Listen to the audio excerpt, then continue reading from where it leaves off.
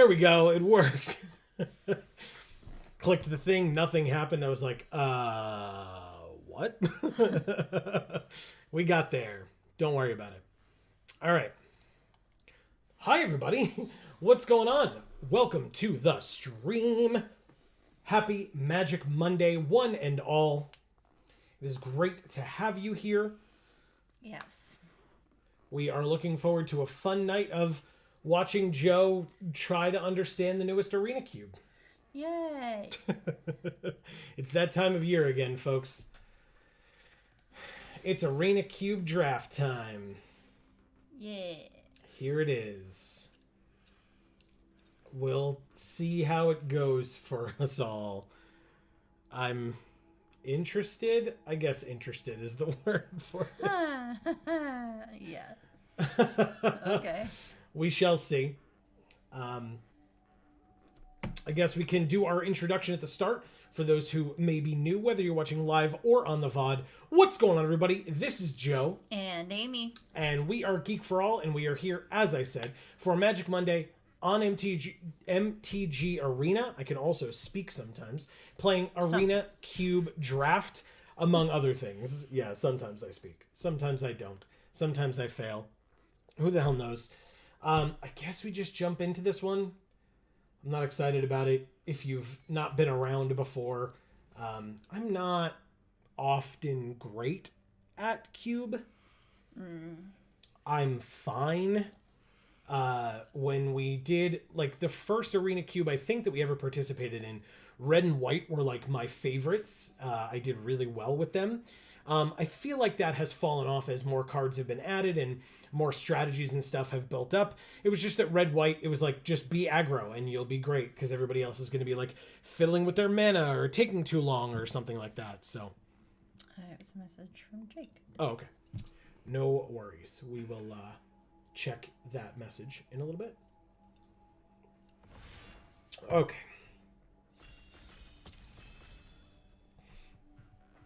All right, we are ready to get started with this draft. I feel like I'm just always nervous with these because I don't know what the hell's going on. I mean, there are obvious, like, things that have synergies, like if it talks about enchantments or artifacts and enchantments and things like that. Presumably, we would just want to make an artifacts and enchantments deck. Like, this wants to be in an instant, like a, yeah, okay. Like in a blue-red spells deck. That's the word I was looking for. This could basically go into any deck because it's insane. This would want to be in a mono-red, stompy, like, low-to-the-ground, burn spells type deck. And honestly, either of these seems fine to me. There's also just solid mono-white, which most people don't go into. Mono-white / white weenies would be pretty great.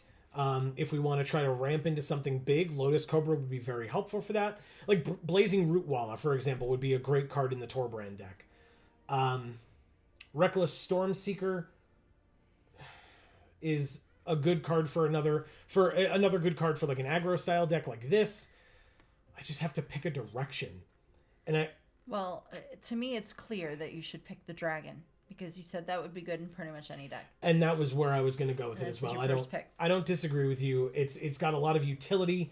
It's just insane. It's like a 5-mana 4/4 flying haste. When it comes in, you can deal 4 damage to their biggest creature, or to a serviceable creature and kill it, and then get in for 4 in the air, presumably as well. So yeah, I mean, it's just very good for that reason. So we'll do that. Now that we've quickly ask you, did you remember to shut off the AC? I did, yes. Okay. Now that, thank you for checking. I just don't want it to start blaring out of nowhere. No problem. Now that we took red, there's only 2 red cards in the pack, and they're not that great, to be honest. Cavalier of Night is fine. It's a little expensive. Tameo, no. Wow. I mean, like, the Hourglass Coven is insane. This card is nuts. Like, disgustingly nuts. Fatal Push, great card. Banishing Light, great card. Brainstorm, just fantastic. I mean, do I just do the Hourglass Coven? I've literally never gotten to play with this card, but every time I've played against it, it has been like, well, if I don't kill all 3 of this card, I'm dead.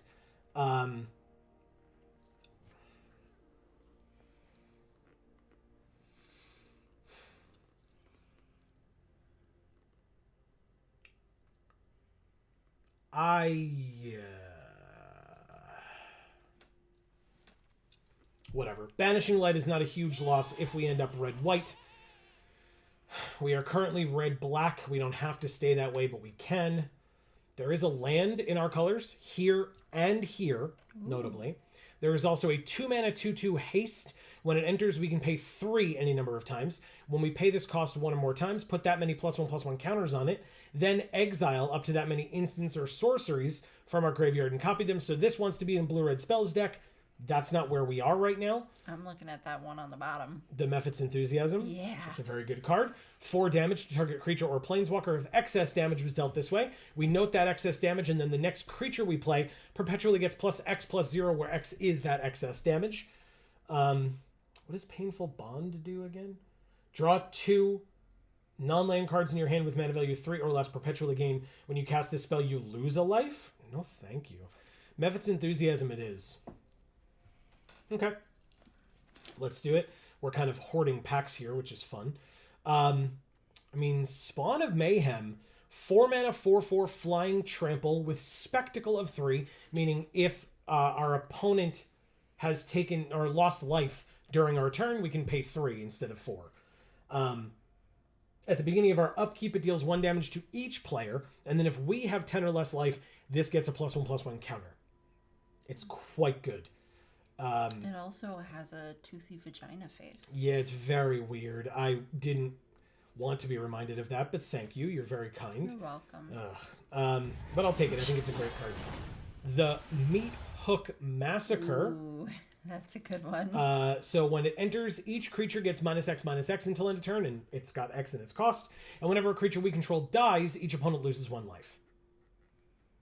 Okay. There's a lot of actually somewhat decent cards in here, I feel Yeah, Searing Blood is a good one as well. The Cheese Blood. It does look like cheese.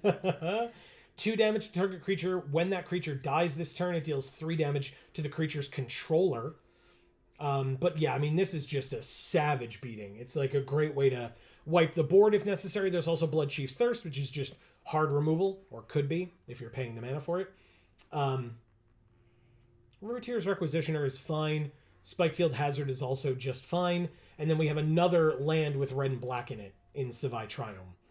But I'm going to try the Meat Hook Massacre. It's a good one. Yeah, we'll see how it goes. Okay, so we've got Witch of the Moors, Siege Gang Commander, and Play with Fire. Witch of the Moors is a 4/4 Death Touch for 5 at the beginning of your end step. If you gained life this turn, each opponent sacks a creature and you return a creature from your graveyard to your hand. That would be good if we had any life gain. That's loses a life. I'm sure that one of these gains us life. This does not, and this does not. So, no. Play with Fire, 2 damage to any target. If a player is dealt damage this way, scry 1, and it's a 1-mana card. I like that one. Yeah, and we have enough high drops, and this is a fine card, but one that I'm okay with skipping for now. If it comes back, cool, but I doubt it. Phyrexian Arena, it's extra card draw, but we already have so many things to make us lose life. This one is add 1 mana of the chosen color. Scry 1. This one is 4 mana, discard it, make 2 1/1 spirits. They gain haste. Costs 1 less for each legendary creature you control. This deals 1 damage to each opponent and each planeswalker. When you cast your next creature spell, that creature enters with an additional +1/+1 counter on it, and then it comes back. If a creature dealt damage this turn by a source you control would die, exile it instead. That one seems good. I kind of want Arena. Okay. I sort of mentioned that, we have ways of making us lose life, but, still, it's very good. Xaiator's Proving Ground, also red and black. Jaxus the Troublemaker is pretty good with blitzing. I kind of just want Gifted Aetherborn. 2/3 Death Touch lifelink for 2 black. Yeah. Seems incredible. Yeah, I think so. Hopefully some of these lands will come back, but I doubt it. People might just be land drafting in pack 1 and then, do the rest of their picks in 2 and 3. There's the Blazing Root Walla, still here. There is also a Crawling Barrens. for if and when we inevitably flood out, because every turn or any turn you can pay 4 mana, put 2+1/+1 counters on it, and then it may become a creature until end of turn. It's still a land, but you don't have to. But you can just put more and more counters on it over time, and then eventually it can become a big creature and just attack them. There's Village Rites as well, not a bad card. Sack a creature, draw 2 cards. I think I want to go with the Root Walla this time, though. He's so cute. I think it's pretty powerful. Okay, so Cavalier of Night, Fatal Push, and Shambling Ghast came back. Oh. That's pretty great. I think I stick with Fatal Push.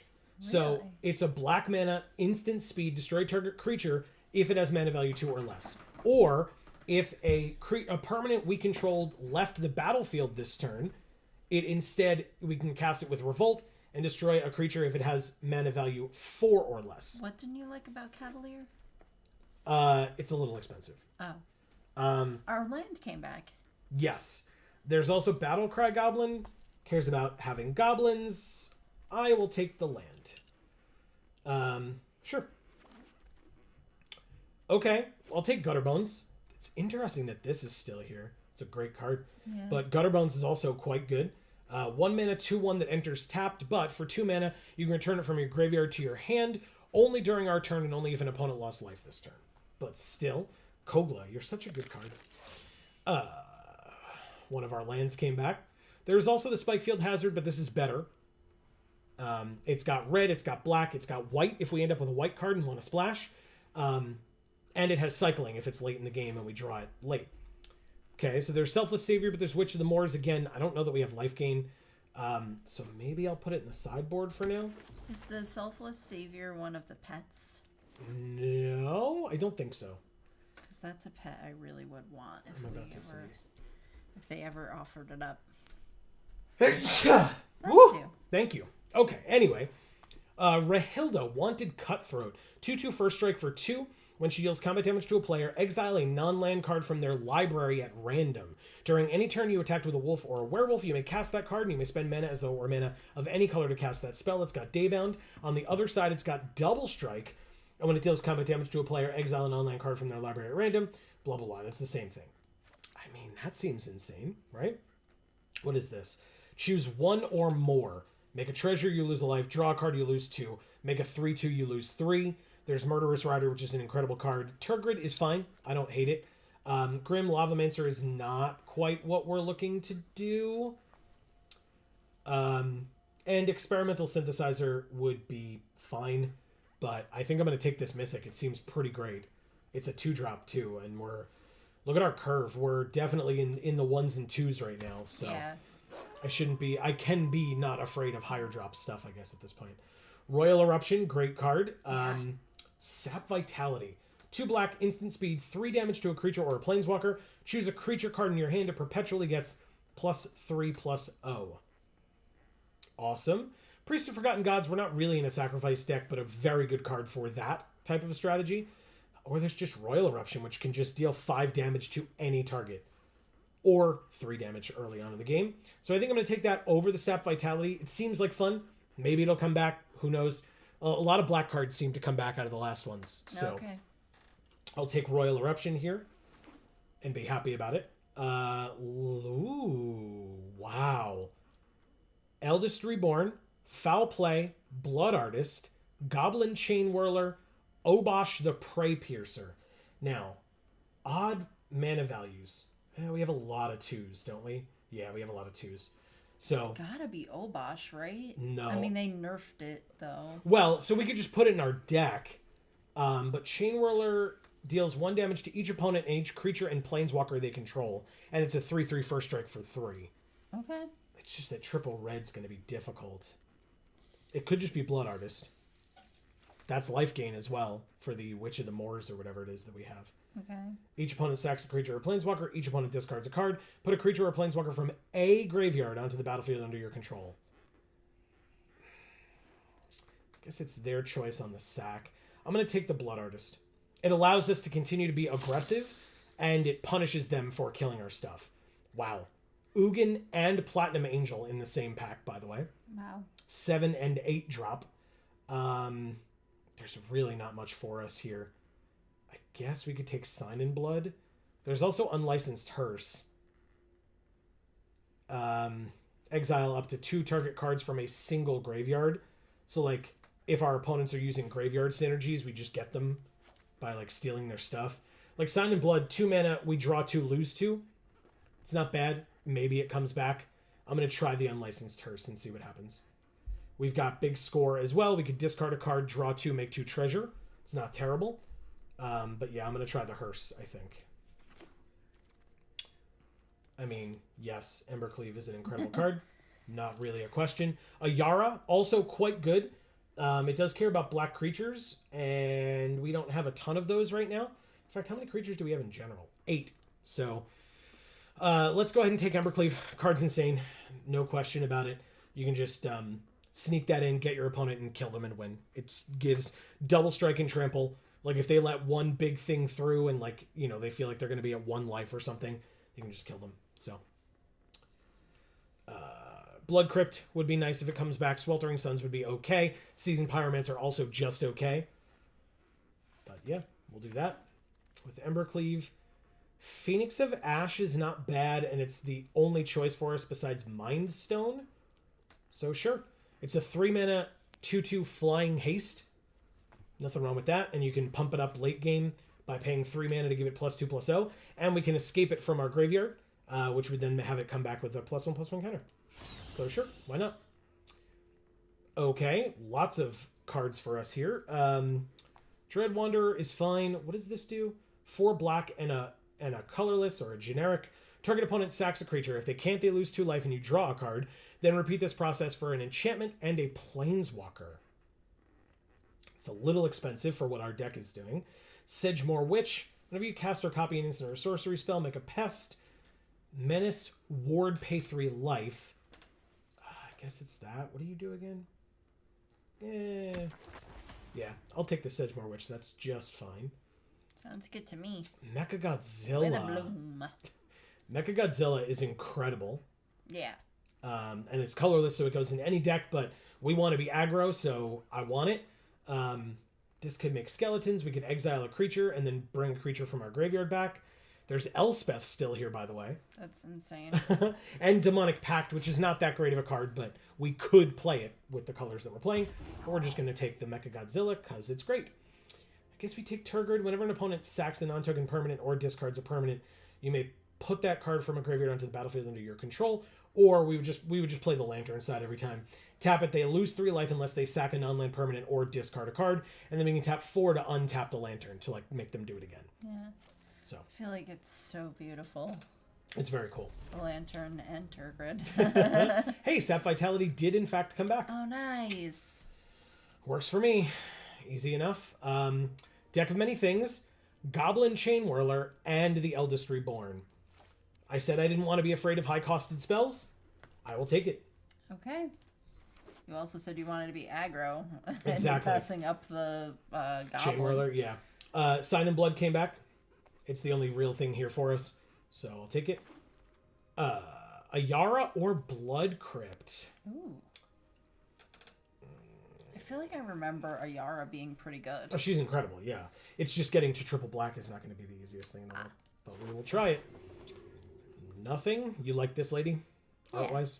All right. Sideboard for her. Dread Wanderer, not the worst card in the world. I did not ask for an uncolor rare or mythic, but I got one anyway. Whoa. 2 mana, 3/1 Menace. Equipped creature. If we equip it for 4. Equipped creature has base power and toughness, 5/5, has Menace, and is a black demon in addition to its other colors and types. Wow. And to be completely honest, there's nothing else in this pack for us, but this is a pretty damn good one, so... Why is the border like... Because it's gray? An artifact. Oh, it is? Yeah, because okay. it's a weapon, right? Okay. So yeah, but, I mean, it has black pips all over it, so... Yeah. But yeah, I mean, I don't really know what else to say about it. It's just that card's insane, and I'll take it. Ooh, the Scarab God, that's cool.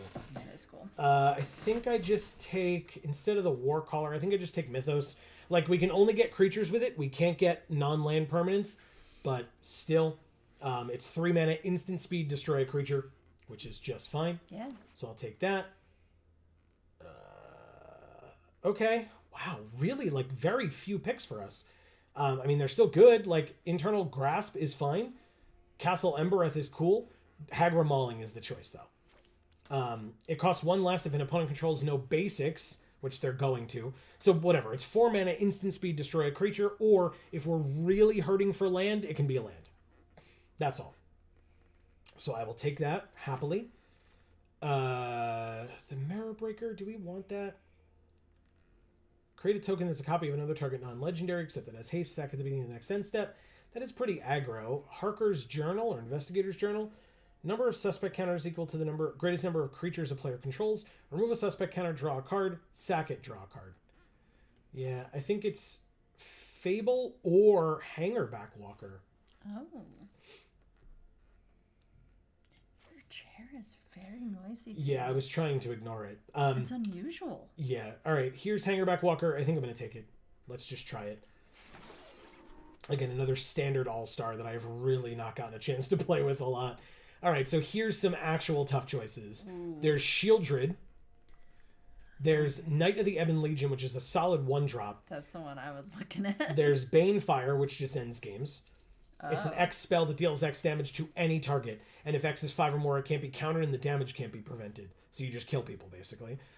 There's Ambergris, who I enjoy. And there's Lealia, or Lelia? I don't know this card at all.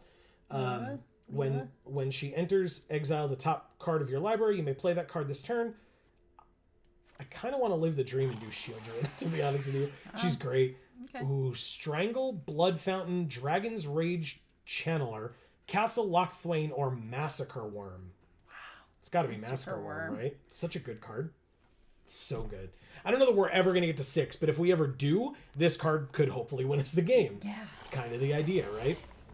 Gonti. Nice. Epicure. Or Hive of the Eye Tyrant. Which is a land that could then, you could tap 4, make it a 3/3 with Menace. Whenever this creature attacks, exile a card from defending player's graveyard, it's still a land. I think it's got to be Gonti. We're playing Cube. So we get to steal a card from a deck that was made out of a cube. Yeah, that's pretty good. Seems pretty good to me as well. Rankle, Master of Prankles is 100% what we're taking. Love that name. Look at him. It's a 3/3 for 4 with flying and haste. And when it hits, we get to choose any number. Each player discards a card. Each player loses a life and draws a card. Each player sacks a creature. Nice. Yeah, let's do it. Rankle. Yeah, there are some nicknames for cards that I really enjoy. And that one is one of them, even though it's really just kind of only slight bit of a change and silly. You know? Maybe that's why I like it. Probably. All right, so Castle Embereth came back. Thank you. I mean, Unburial Rights, but put it in the sideboard. Who are we drafting with? Melindy? Ooh, wow. Oh my god. Wow. It's got to be Knight. Knight of the Ebon Legion is incredible. So good. Blood Fountain is not terrible, but I'm still going to put it in the sideboard. We have a lot of playables right now. And this Pelt Collector is the last pick. Okay, we did not get to see who we were drafting with, but that's fine. I will live. Yeah. Okay. Wow. Amazing. Yeah. I don't know how you're going to figure out what to cut. Don't ask me. But such is a cube, I suppose. Yeah, exactly. Well, that's the issue, right? Okay. Oh. Rankle, Gonti, Spawn of Mayhem, Turgrid. I wish we had people in chat who would weigh in here. Yeah, as always, if you're out there, let us know. We would love to hear from you. This is at minimum a 2-drop. The Warcaller, the Rootwalla, the Knight, the Gutterbones, the Warcaller you could probably take out, right? No, it gives like these things haste. Oh. Plus we want good 1-drops. Gutterbones probably is not that 1-drop, and Dread Wanderer also probably. Oh, Graveyard to the Battlefield. All right, but it enters tapped. Still, she's great. Etherborn's great. Blade of the Oni is great. Blood Artist is a good one. Sidgemore Witch is fine. I might cut it. Ayara is, like I said, is going to be a little tough, but fine, I suppose. Phoenix of Ash is good. Mechagodzilla is incredible. Gonti I like. Rankle I like. Spawn of Mayhem I like. Turgid's fine. I might ditch her because she basically goes here because we're...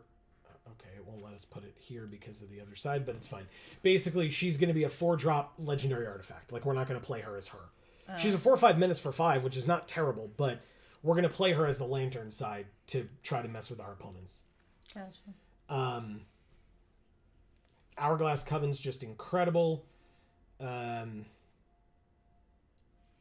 Massacre Worm is, like, probably exactly what we want.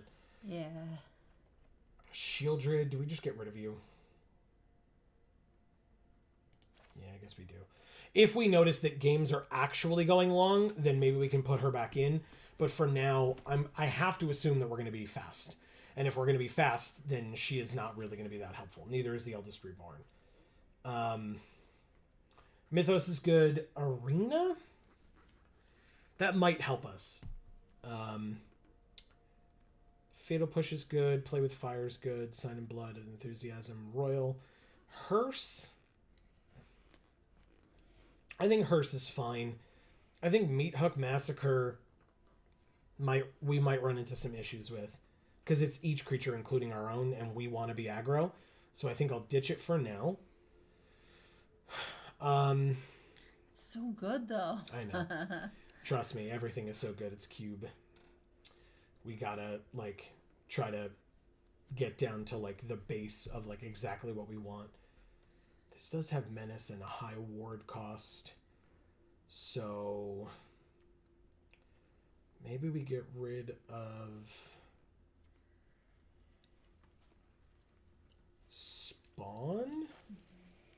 Turgid. Okay. Let's actually look at these cards. So, the card on the right is the actual card itself. 6 mana, 3/3, Legendary Hag Warlock. When it enters the battlefield, draft a card from its spellbook twice, and then put those cards onto the battlefield. Other Warlocks you control get +1/+1. So basically, all of these cards that are on the left are going to be 3/3s as long as the card on the right is still on the field. Okay. So this first Hag, at the beginning of your upkeep, each opponent loses 2 and you gain 2. Very good. Yeah. At the beginning of your upkeep, each opponent discards a card. Not as good, could be good in certain strategies. We're not that strategy.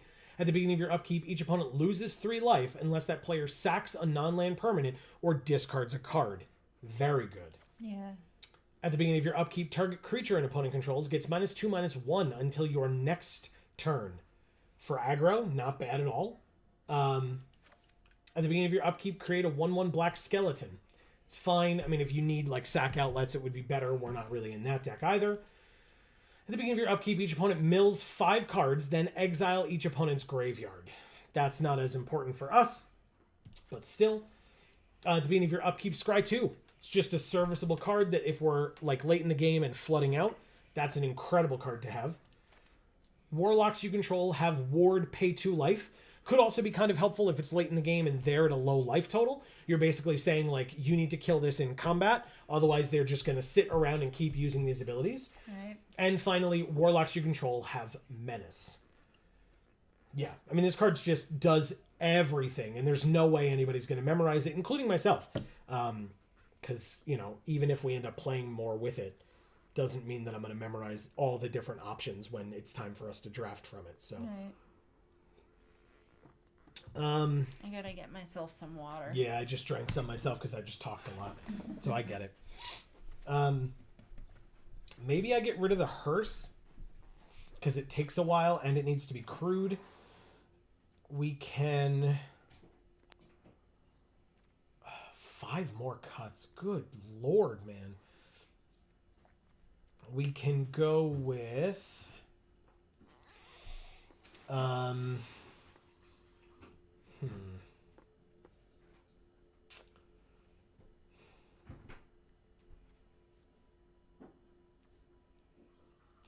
Drawing more cards is super helpful, because if everything is low costed, it just means we have more cards in our hand to be able to play things.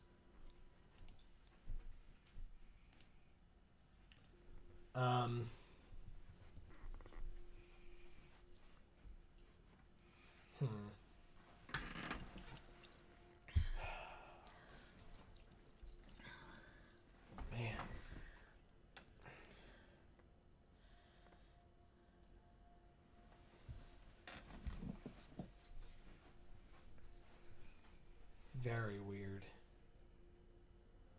What else do I want to get rid of here? That's the question. Blood Artist is quite good.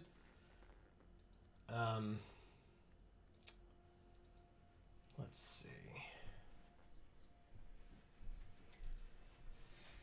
Oh, okay, yeah. Dread Wanderer goes away. I forgot about the clause of that you can only bring it back if you have one or fewer cards in your hand.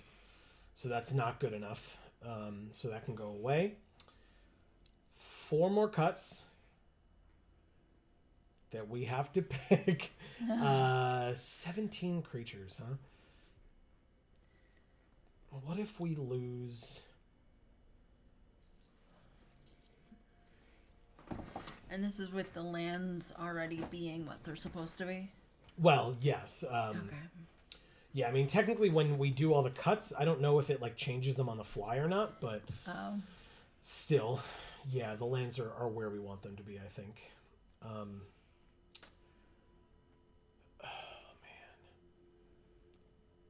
What is our percentage for black versus white? 59 versus 33? Still, 1, 2, 3, 4, 5, 6, 7, 8, 9, 10. Maybe we take out a Yara. She's going to be hard to cast, and the incremental advantages that she gives us when we play black creatures, we just don't have enough black creatures, I think, to have enough of a critical mass for it to really matter. Okay. That's just me personally. Rahilda. First strike, I mean, yeah, seems pretty good. How many wolves or werewolves do we have? That's, I guess, a decent question. 1 of each. Or, no, 1 werewolf, no wolf. So, it's just her. So, basically, I mean, we still get to exile cards from their library, which is, like, fine. Right. She's a 2/2 first strike for 2, and then on the night side, she's a 2/2 double strike for 2. So, wow, what the hell are we doing? I mean,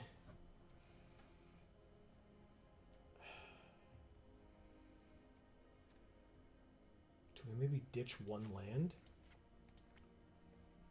Because we have 1 Hagra Mauling and 2, like, we're a very low curve besides, like, these 3 cards.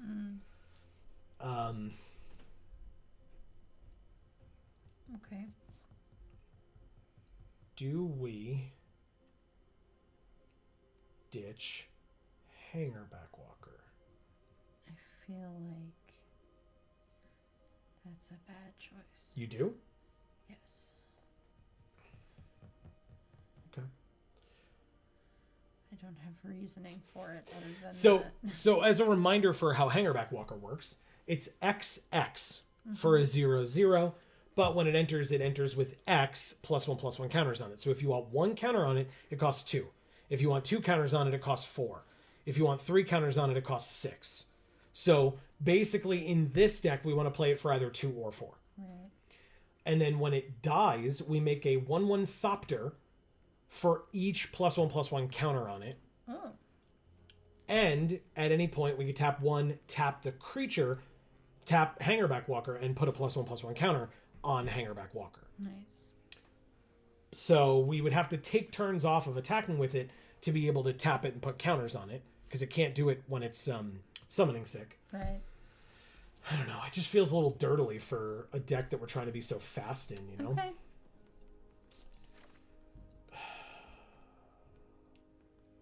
What else is slow? Gonti. Okay. He's a Death Toucher, which means he's great on blocks and technically on attacks if they don't want to lose something. You know, like even chump blocking. Well, not chump blocking, but like blocking with something bigger wouldn't just eat Gonti. Gonti would kill their creature as well. But we don't know what we would get from them, and it's a 2/3 for 4, which in terms of the other cards that we have, it's not good value-wise of its power, because like we have 2 powered things here at 2, not 4, and we have 3 powered things here at 3, here and here, with menace and the possibility of getting evasion.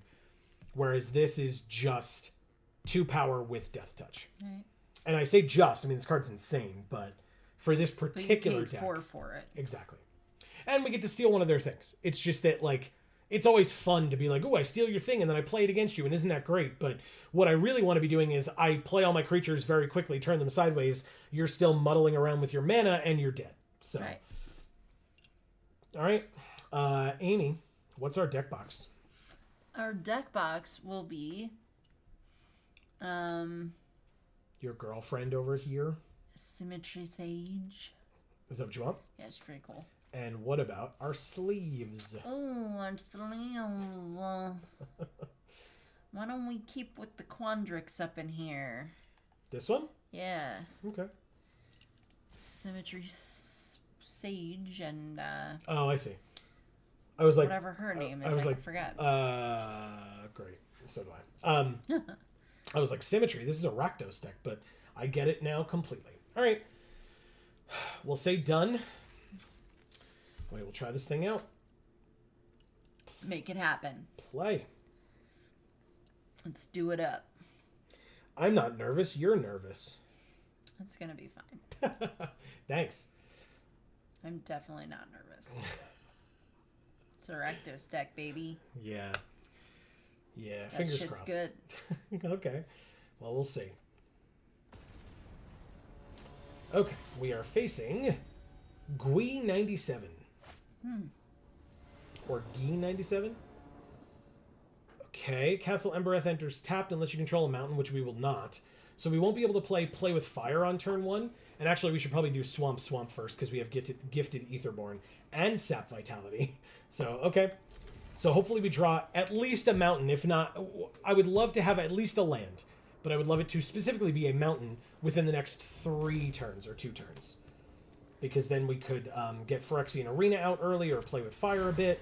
Something like that. So, Hopeful Initiate, a 1/2 on turn 1. Damn. Okay.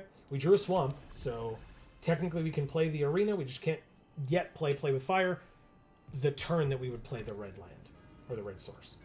This is a 1/2 with training. They can tap 3 to remove 2 counters from among all their creatures and destroy an artifact or enchantment on our side, which could include Phyrexian Arena.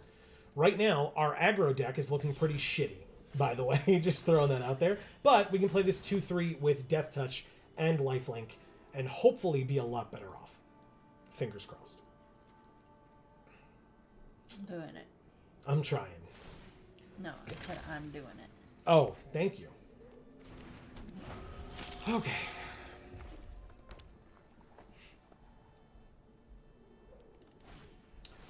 Ambergris. Wow, just 1 drop, 1 drop, 3 drop. Okay. Hey, Blood Artist. Well, this deals 3 damage. So I guess I go like this. Now hold on. +3/+0. We don't really need this to be a 3/1. I guess we just make this a 9/5. It just turns into Yargle. Play this. Play this. Kill here. Target Massacre Worm. Submit. I'm going to say no attacks. We were able to successfully hold them off last turn. Hopefully it works for this turn as well. They play a 4th land. They only have now 3 cards left in hand. Or 1 card left in hand, sorry. That's scary as hell. Play with Fire deals 2 damage, which is not enough. Dragon Skull Summit enters untapped. Crap. It's the beginning of our upkeep. 18. We're going to go to 14. That's not so bad. Yeah, but if we're losing 1 life every turn. But it is to draw more cards, so sure. We still have Play with Fire. It's an instant. 2 damage to any target. So we will go to combat, no attacks, and we will end our turn. We take 4 in the air, at minimum, 4 in the air this turn, and lose 1 to Phyrexian Arena on our turn. Creatures they control have indestructible until end of turn. Okay. Oh, and a +1/+1 counter on each of them. And they all gain vigilance until end of turn. Disgusting. Yeah. Disgusting. Congrats. Training, so it gets another counter. Oh, Jesus Christ. Okay, I guess I blocked the one that doesn't kill my creature. And we take 8 and go to 10. And then lose another 1 on our turn and go to 9. Or, sorry. Oh, we gained life with this, with the lifelink. Silly me. Alright, let's play this swamp. That makes sense, right? Play Rankle, Master of Prankles. See if it hits them, which it's not really going to this turn. So, 1, 2, 3, 4, 5. If we draw a land next turn, we have Massacre Worm, by the way. Maybe I play Phoenix and Blood Artist? It's actually not a bad idea. Because Phoenix can chump block Rekindling Phoenix. Like our Phoenix can block their Phoenix. Oh, nice. And then I just don't really care. They're empty-handed. They're top decking now. So, yeah. I just really want to land off the top. We have 2 cards to draw, thanks to Arena, to get there. So, please? That would be fun. Come on, baby. Don't have top decked anything relevant. Wouldn't that be nice for us? Okay, here's the attacks. They do attack with the Rekindling Phoenix. We will block with the Phoenix of Ash. Okay, when our creature dies, Blood Artist triggers, which is fine. I mean, it's like incidental positive for us. Good.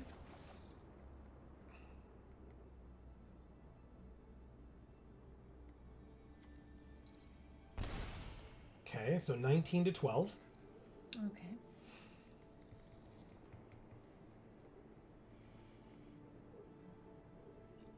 One card left in hand, but they don't play it.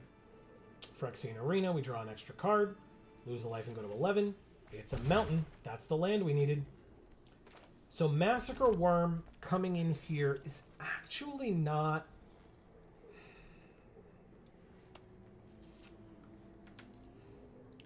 Listen, guys, anyone who's watching, if you are interested in popping in chat and saying hi, even if you are new, there's nobody here in chat tonight, which is very odd. So I would love to see somebody pop in, even if it's just a quick, hello, I'm new, okay, bye. Yeah, that's fair. What is this? At the beginning of your up... Okay. So we can actually do this. If they attack with just Rekindling Phoenix again next turn, or attack with at least Rekindling Phoenix again next turn, we can block with Rankle, kill it with Play with Fire, and then play the Massacre Worm the turn after to kill their token and their Epicure, which would be quite nice. And if they've somehow put more counters on this Crawling Barrens, we can also kill their land. We can't kill their land. It would be a 4/4. But we could, like, do some blocks to kill their land if we wanted to.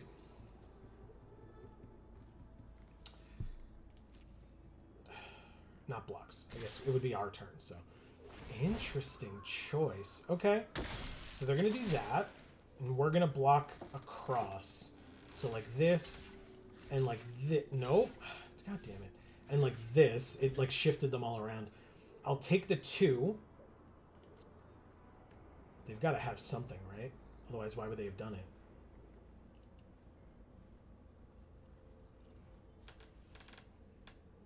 Right? Are they just going to try to use the ability to kill the Phyrexian Arena? Because that's fine, actually. Yeah. It looks like they're targeting the arena, which is great, actually. We then lose less life, which is relevant since our life total is really low.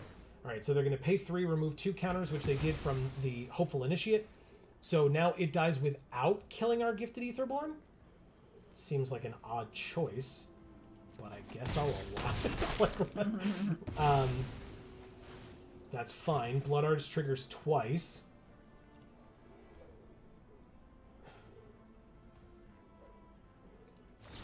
They are killing our Gifted Aetherborn, but because that was their last 2 mana, I am going to kill their Rekindling Phoenix, and this wipes their board. When we play Massacre Worm, I should say. It kills both of their remaining creatures. and we have a 9/5 on the field. And they lose 4 life by in the process. Oh, 6 life. Great, they're at 9, no attacks. Nice. There was a definite turning point there. Oh my god, it's scary. Okay. Wow. Okay, and we drew Hourglass Coven, by the way, as well, so we could just do that. Burn down the house. Kills both of our creatures. So Blood Arch triggers twice. They go to 7. I mean, I guess we do this. Okay. They have 1 card in hand, so we want... Choose 1. Damn it. These are the bad ones. Sure. We'll shrink 1. And this one. That's one of the good ones. Thank God. Okay. Now we have 3 3/3s for 6 mana. That seems okay, right? Yeah. Yeah. 9 power and 9 toughness across 3 creatures. Seems alright. They play Elspeth Conquers Death, and they get to destroy 1 of them. Oh, no, only 1. The 6-drop. Because it's got to be... Oh, no, mana value 3 or greater. I guess that's all of them. Alright, sack a non-land permanent, or discard a card, or lose 3 life. If they lose 3, they lose, because we just attacked them for 4, so they conceded. Thank you, Gui97. Like I said, it was either Gui or Gui. Yeah. Okay, hey, we did a thing. We did do a thing. Somehow. Don't ask me how. It was very touch and go there for a little while, I won't lie.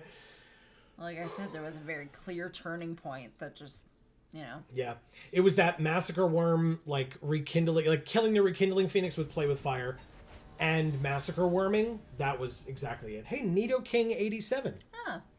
It's a Pokemon fan. If you're interested in Pokemon content, feel free to check out our Video Games for All channel. Link down in the description box below.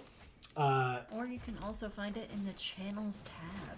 Yes, and every Friday here live on this channel, recently at least, we have been playing through Pokemon Fire Red as our first ever Nuzlocke. Yes. Sorry, I'm in my head about what I want to play, and I messed got up. you. It's fine. All right, if they play a creature, we can kill it with Fatal Push, which I probably would just do, be able to use our mana as effectively as possible. I assume they're going to play one here if they can. They've got Jetmir's Garden. Oh, they're just going to kill our Kobold Warcaller. Okay, I guess. I mean, I'm just going to play the Sedgemoor Witch without it then, like without haste. But it's a 3/2 menace with Ward pay 3 life, so if they want to target it now, they've got to pay 3 life to do so. So it works for me. Hagra Mauling is 3 mana. Oh, they can... No, now they control the basics, so now it's 4. They controlled no basics for a second there. That's pretty funny. Okay, so this, if we target it, we take 2. But that's fine, right? Mana value 2 or less. So we can't do that, but we can do this. We're going to take 2 damage. It's fine. Worth it. Resolves. We get a pest. You're welcome, Amy. Yay! And we can go to combat and attack for 3 with Menace. Not that the Menace is really relevant, but we end our turn. We have a lot of cards in hand.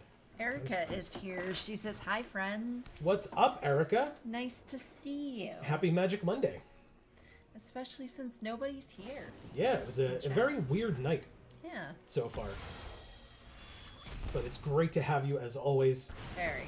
Let us know, as always, how your weekend was, how you're doing in general. Yes. We'd love to know.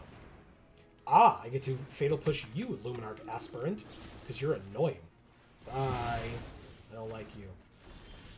Okay, 4th land. We could play both. So, Gifted Aetherborn. Yeah, it's a 3/3 now. Sick. Oh, we had to use double black. Silly me. Okay, so we can't play both. It's fine. Don't worry about it. Okay. I wasn't thinking you were going to be worried about it. Who were you saying that to then? Anybody else who was watching who might have been worried about it, I suppose. Let's just play this out. It's a 5th land. We do have 6 drops in the deck. Let's go to combat attack with both. Then we can play the Blade of the Oni as our 3/1 menace, which we could equip and make something base power and toughness 5/5 and menace. So we could give our gifted Aetherborn.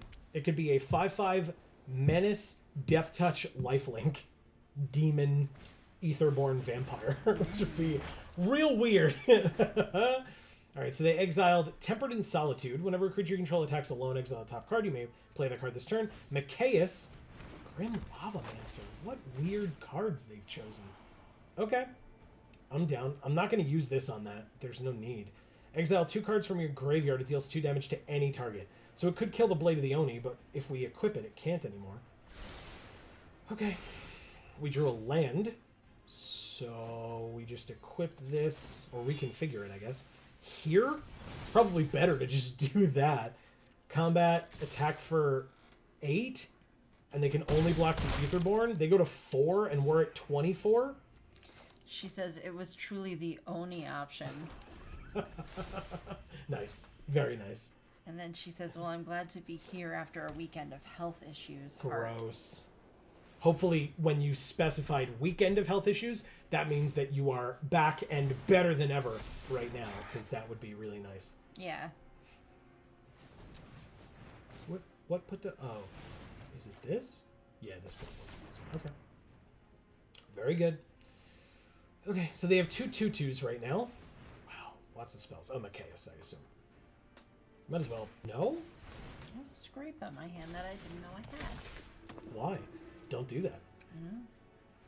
All right, so interestingly, Machias, I guess, could tap... Oh, no, he can't. He's summoning sync. So basically, we can use Hagra Mauling on the Lion Sash, swing in, and... ooh, or we could do that. Hell yeah. Wow. Okay, so 2 of their creatures die, and we win. They lose 4 life, they can't block the Menace anymore, and we kill them. Mana Tithe, countered unless you pay 1. Oh. Nice. Very nice play, opponent. Holy shit. Let's do it. Let's do it. Bring it on. Okay. Machias chump blocks, and they take 5 and go to 1. And we gain 3 and go to 27. Good play on the Mana Tithe. Ugh. Okay. Nicely done. They are down to 1, though. I know. I was going to say, I'm not even actually mad. Like, good for you. That's really cool. That was the last card in their hand, too. Super well done. Yeah. Also, their name is Nidoking. Yeah. So. Erica says one of the 2 is fixed now. The other one is still present, but everything I've researched says it will just go away. Okay, that's good. Mana Tithe with the steel chair. My God, that's Mana Tithe's music. Alright, so Lion Sash is just going to keep getting bigger and bigger by eating stuff out of our graveyard. But, like, if they don't have another blocker, we just win, because we have a removal spell in hand. And I'm sure they don't have another white counter spell, because I'm pretty sure Mana Tithe is the only one that exists. Because white, if you notice, doesn't get counter spells. In fact, if you look at Mana Tithe, does it get exiled? Where did Mana Tithe go? I'm so confused. Okay, anyway. They have Kyodai, Soul Check of your Kamigawa. graveyard. Maybe it's eating things. It's not, yeah. It's not my graveyard. Kyodai with Flash.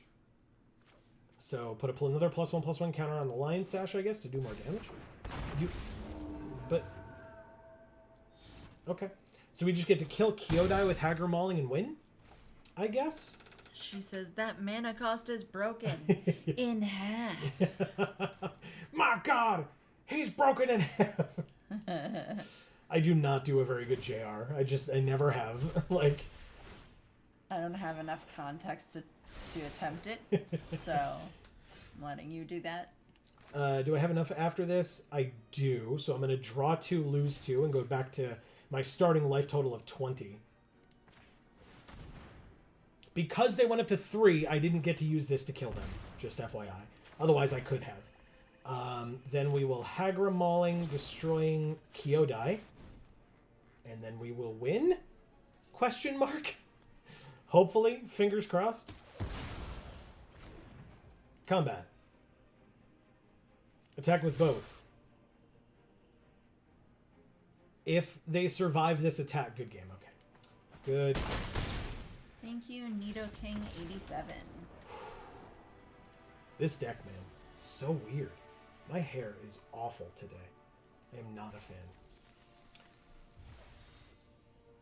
Okay. We are 2-0. Let's keep it going. Who would have thought? Who would have thought?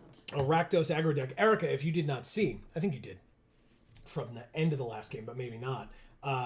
We do have Blood Artist in this deck, in case you were worried. Oh, we did. Elkanos. Okay. And everyone would have thought that Rakdos would be a good deck. Ooh, 'Cause it this just is. this hand is trash. Double black if we don't play it as the land. Double black, no black in hand but for the Hagra Mauling, and 2 red sources. Mulligan. That is much better. I guess we ditch Massacre Worm for now. What? Is it? Yes, hell yeah it is. Yeah, Okay. we ditch Massacre Worm for now. We don't get to play the War Caller on turn 1, but that's fine. Because then next turn we can drop the Swamp and have Sap Vitality out if we want it. Or we don't need it, though. So I guess we can just play this and play the War Caller off curve. It's probably fine. This is an instant? Yeah, hell yeah it is. Wow, okay. We do not notably have a creature card in our hand, which is quite surprising. I think we're playing 17 or 16 creatures. That is also not a creature card. Very weird. This could, but this could as well. So weird. This card's very good. Sure. I feel like it's a bit of a waste of a removal spell. But since our hand is nothing but removal, I think we can use it on the first card that they play. Just to get in for that 1 damage. Send that message, you know? Jukai Liberator, and we finally drew a very good creature. Very, very good creature. So kill that. Mecha Godzilla gets +3/+0 for the rest of the game. Nice. And then, I mean, we probably just... No, we can give it haste next turn. So combat. Attack. Yeah, they got 18. Because, yeah, then on our turn, we just give it haste, play a 6/3, go to combat, see what it gets as its token, and then attack with it. Nice. So good. Erica says, also, Joe, do you want to finally play our viewer game at Hell the end yes. of the stream? 100%. You know I do. I'm all about it. Right. Hold on. Activate. Mechagodzilla. Submit. If you want to make this a race, friend, I will make this a race. That is how this works. It gets a death touch counter. Nice. Okay. They're at 12, we're at 16, and I will end my turn. Ulvenwald Oddity, by the way, very scary card. 4/4 trample haste, so they got to hit us for 4 as soon as they played it. They would need 7 mana to be able to transform it into an 8/8 trample haste. And then all their other creatures would have +1/+1 trample and haste. They will and little not... mouths on their tummies. Yeah, which is real gross. But they will not get there because we do have Hagra Mauling. I just would really love another land. Please and thank you. But yeah, I mean, this Mechagodzilla is just going to get grosser and grosser as the game goes on. That's just how it goes. Sometimes I feel like my tummy has a mouth. We have a Pokemon on our team. Oh, they gain 7. They search the library for a creature card, reveal it, put it into their hand, and then shuffle. Elder Gargaroth. Good card. 6/6. That's disgusting and scary. Yeah. Mephit's Enthusiasm, though. Goodbye, Ulvenwald Oddity. That means we get to save Hagra Mauling for the Elder Gargaroth, which is awesome. Combat. This gets Trample. They take 7 and go to 12, which means all the life that they gained last turn, they now just lost again. Okay, so that... Oh, okay. So it doesn't change every turn. It adds 1 Oh, every yeah. turn. It's insane. Yeah. Okay. Okay. Yeah, it's at random. Flying, First Strike, Death Touch, Hexproof, Lifelink, Menace, Reach, Trample, Vigilance, and a +1/+1 counter. Okay. They killed it. Okay. It did take their whole turn, which is nice. We did get the mana for Hagra Mauling, which is an instant. So I guess we wait and attack with just the War Color. I'm going to actually play the Blood Artist and attack with the War Color. Because even though it's an instant, they're going to tap out to play it regardless. And so, like, even, I guess if they play another land, they won't. Yeah, that's fine. So they tapped out to play it, and now it's our turn. So we get to just Hagra Mauling, destroy target creature, kill it. They lose a life, we gain a life, and then we get to attack for 1 by going to combat and going like this. They're at 9. Come on, Cobalt Warcaller. Get there, buddy. Dude, it's legit. Okay. Targnar. Oh.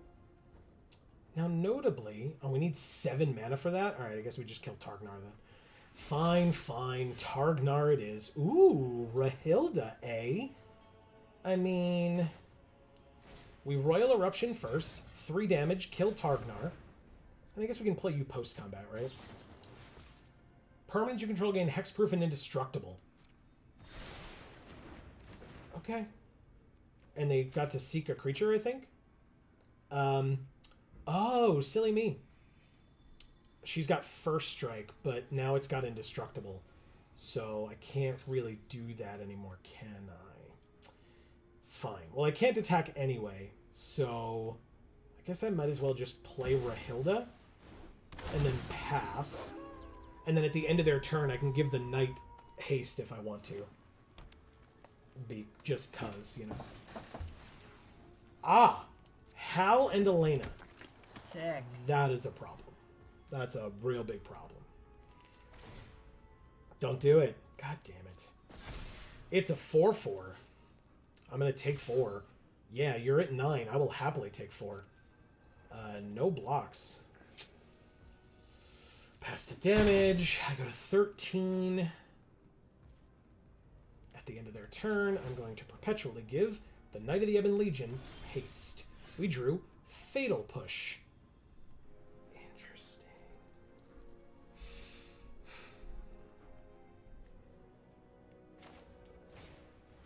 All right, let's see if they do it. Erica says, oh no, we're being menaced by an Innistrad production of the woman. The women. The women. Yeah. Sorry. No, that's fine. How could you, Amy? I mean, I guess I'm just going to attack with the knight. What? A leg. Oh, actually, interesting. I guess I was like, oh, well, worst comes to worst, if they kill our creature, we just revolt this. But if they kill it after we've used the ability, we won't have the mana to revolt it. But they do know what the ability is, so if they don't block, then this gets a counter. And if they do block, they lose Hal and Elena. So either way, it's not a great position for them. They don't block. So, Erica, what is the women about, other than women, I assume?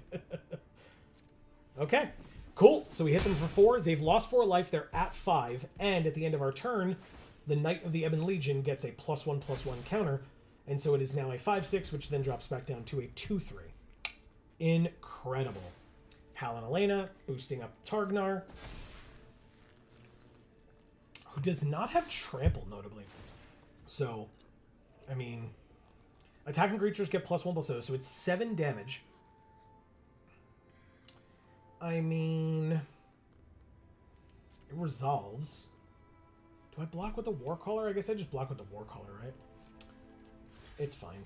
They lose a life, we gain a life, so they go to 4 and we go to 14 because a creature dies.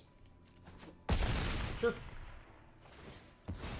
There's probably like a reason to tap the Warcaller to perpetually give something haste to trick them into thinking that we have a creature in our hand.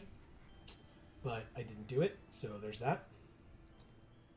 She says, imagine like Real Housewives, but set in 1928. So a lot of Love like it. really weird insults,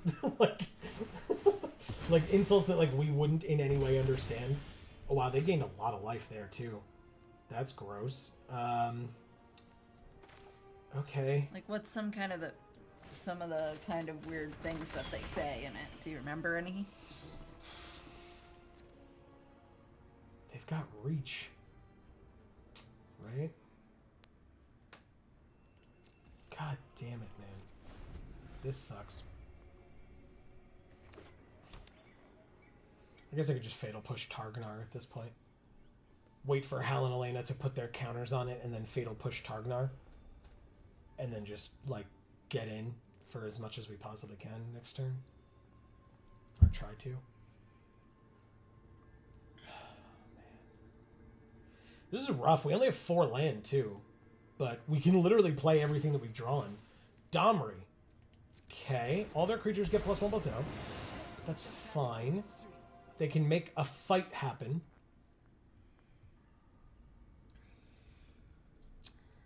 Should also possibly be fine. It's unclear. Basically, if a fight happens, I can kill Hal and Elena. But if Hal and Elena's ability activates and they put more counters on Targnar, I have to kill Targnar. Otherwise, we're gonna die. I guess I just do this now then. Hal and Elena get to put, is it other creature? On another. We're good. That's it. Your stupid creature is dead. Goodbye. No fight for you. My creature lives. Hal and Elena don't get to use their ability this turn. Blood Artist activates, so you go to 9. All right, they have 1 card left in hand, and of course.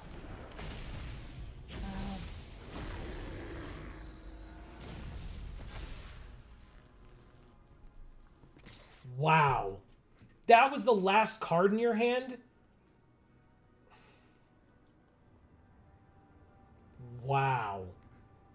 So it's an 8/5 haste that let them draw 3 new cards as the last card in their hand. Oh, it doesn't have trade. It doesn't matter. I'm not blocking that right now. And of course we drew a land. You had to know it was going to happen, but still. Fuck me.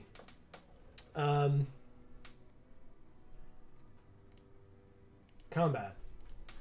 Attack you with the Phoenix of Ash and see if we can kill Hal and Elena. Oh, it's first strike too. I'm an idiot. We just... No, the Phoenix just dies. Okay. If they call our bluff. Because it was definitely a bluff. I was bluffing them. Yeah, because it only pumps power, right? Okay, they did it. Blood Artist trigger. Replay it, I guess? Nothing else going on. 1, 2, 3... Submit, and now it's a 3/3. I guess. End our turn, keeping up the patented Geek for All hand land. Yeah. It's not going to be that good here, I promise. Erica says, just imagine a lot of cheating and a bunch of grown women behaving like the Mean Girls. Nice. Oh, I skipped one. She said, well, it's weird because the show was written in a time when the expectations of women in society were super different. Fair.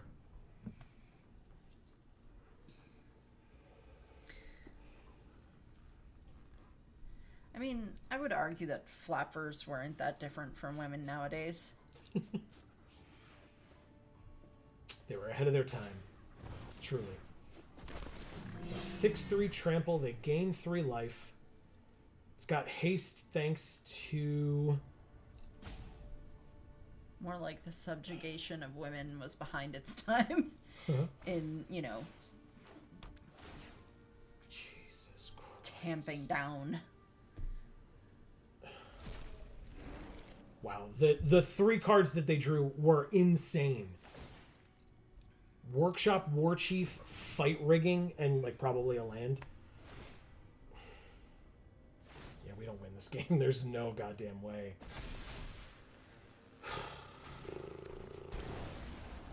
Wow.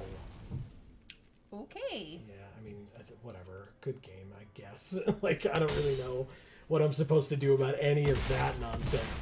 This card was MVP for them, no question. Holy Thank you, shit. Elkanos. Wow. Ridiculous. Okay. We are 2-1. Yeah. And that was a long game, too. Yeah, that was crazy. So yes, Erica, if it needed to be said, if I get to like the end of this draft or near the end of the stream and I, for some reason, have seemed to have forgotten the viewer game, do not hesitate to remind me, please. Because just because I forget up here doesn't mean I'm not interested in doing it. Yeah. We are playing Karn, aka Regular Sir. I mean, I guess this hand's fine, right? We don't have the double red, but we'll get there. Erica says, aye aye. Thraben Inspector. Okay. Play with fire. I mean, I'll hold off. I don't need it right now.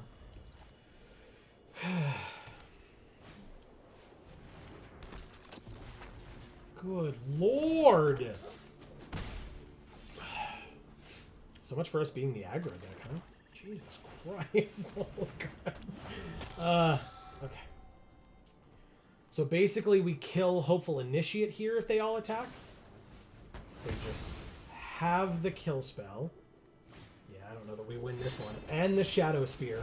And they still only have 2 lands. Wow. Okay.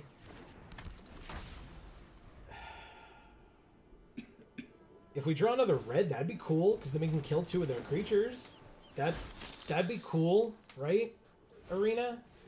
Why? Why? Well, oh yeah, we did draw another red. Okay, cool. I mean... Eric says ruh-roh. Yeah, this deals 3, this deals 2. But all of their creatures are massive now. I guess this is an instant, so... Pass? This seems insane. Like, what the hell am I supposed to do about this? Massacre Worm in, like, 3 turns, because you need to draw 2 land and the Massacre Worm. Shadow Spear equip onto that with their only 2 remaining mana, so goodbye. We get a Pest. It's helpful. Yeah. They swing in, transforming Legion's Landing. Erica says help. Yeah, a little bit. Let's block here and here. And kill Isamaru. Gain 1 life and go to 11. Thank you, Pest. Okay, we drew another mountain. It's not nothing, but it's not great. So 2 damage and 3 damage. So we can kill everything but the Hopeful Initiate. But this is a sorcery. So we have to do this now. I guess we might as well kill the Thraben Inspector. I can't stop this Hopeful Initiate, which is very annoying. And I can play Blade of the Oni this turn as well. That's pretty good, actually. Okay. Pass. Very scary. Okay. Land in Bonder's Enclave. Brutal Cathar to steal one of our things. Or to steal our Blade of the Oni. Actually kind of interesting. Because now Blade of the Oni's gone. So they're going to swing in with both things, right? Pass to attackers. We're just going to go ahead and go like this. Kill here. Get our creature back. And still not block with it, I guess? Kind of don't want to. I don't know how to stop this Hopeful Initiate. Rankle is not the way to do it. No, it's not. He's got haste though, right?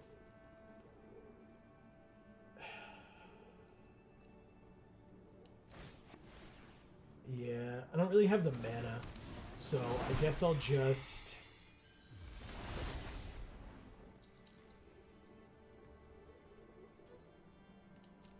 I guess I'll just say no attacks and then double block the Hopeful Initiate next turn. Oh, but they could just put the Shadow Spear on it too. Damn it, man.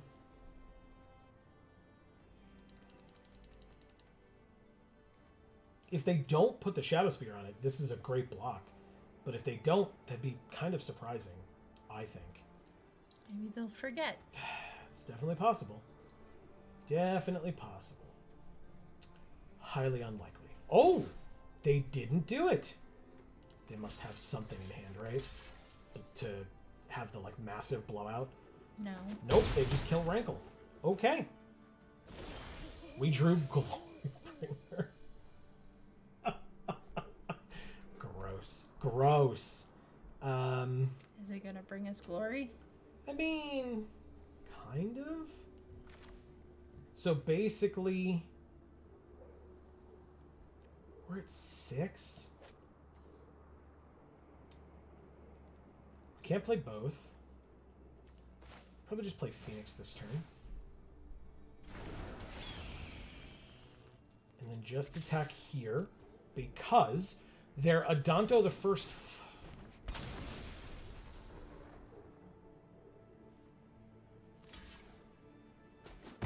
The last card in their hand was Restoration Angel.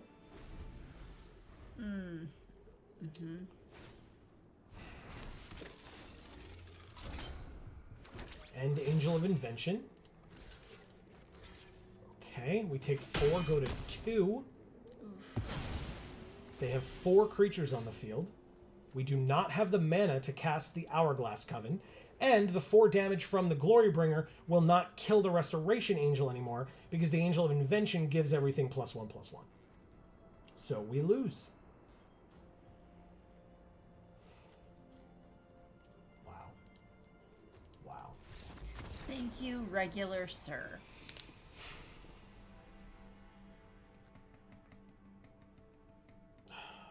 Okay. 2-2. Those first 2 wins were flukes, I guess.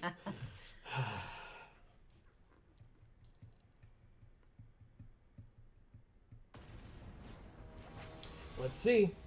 Beachy. It's like peachy, but beach. Yikes. Okay. Turn 2, we can draw 2 and lose 2, and then wait until we have 6 mana to play anything else. We'll draw 2 more cards. I think I can keep this hand. We're going to play the Triumph first, and then the second Black Source on turn 2.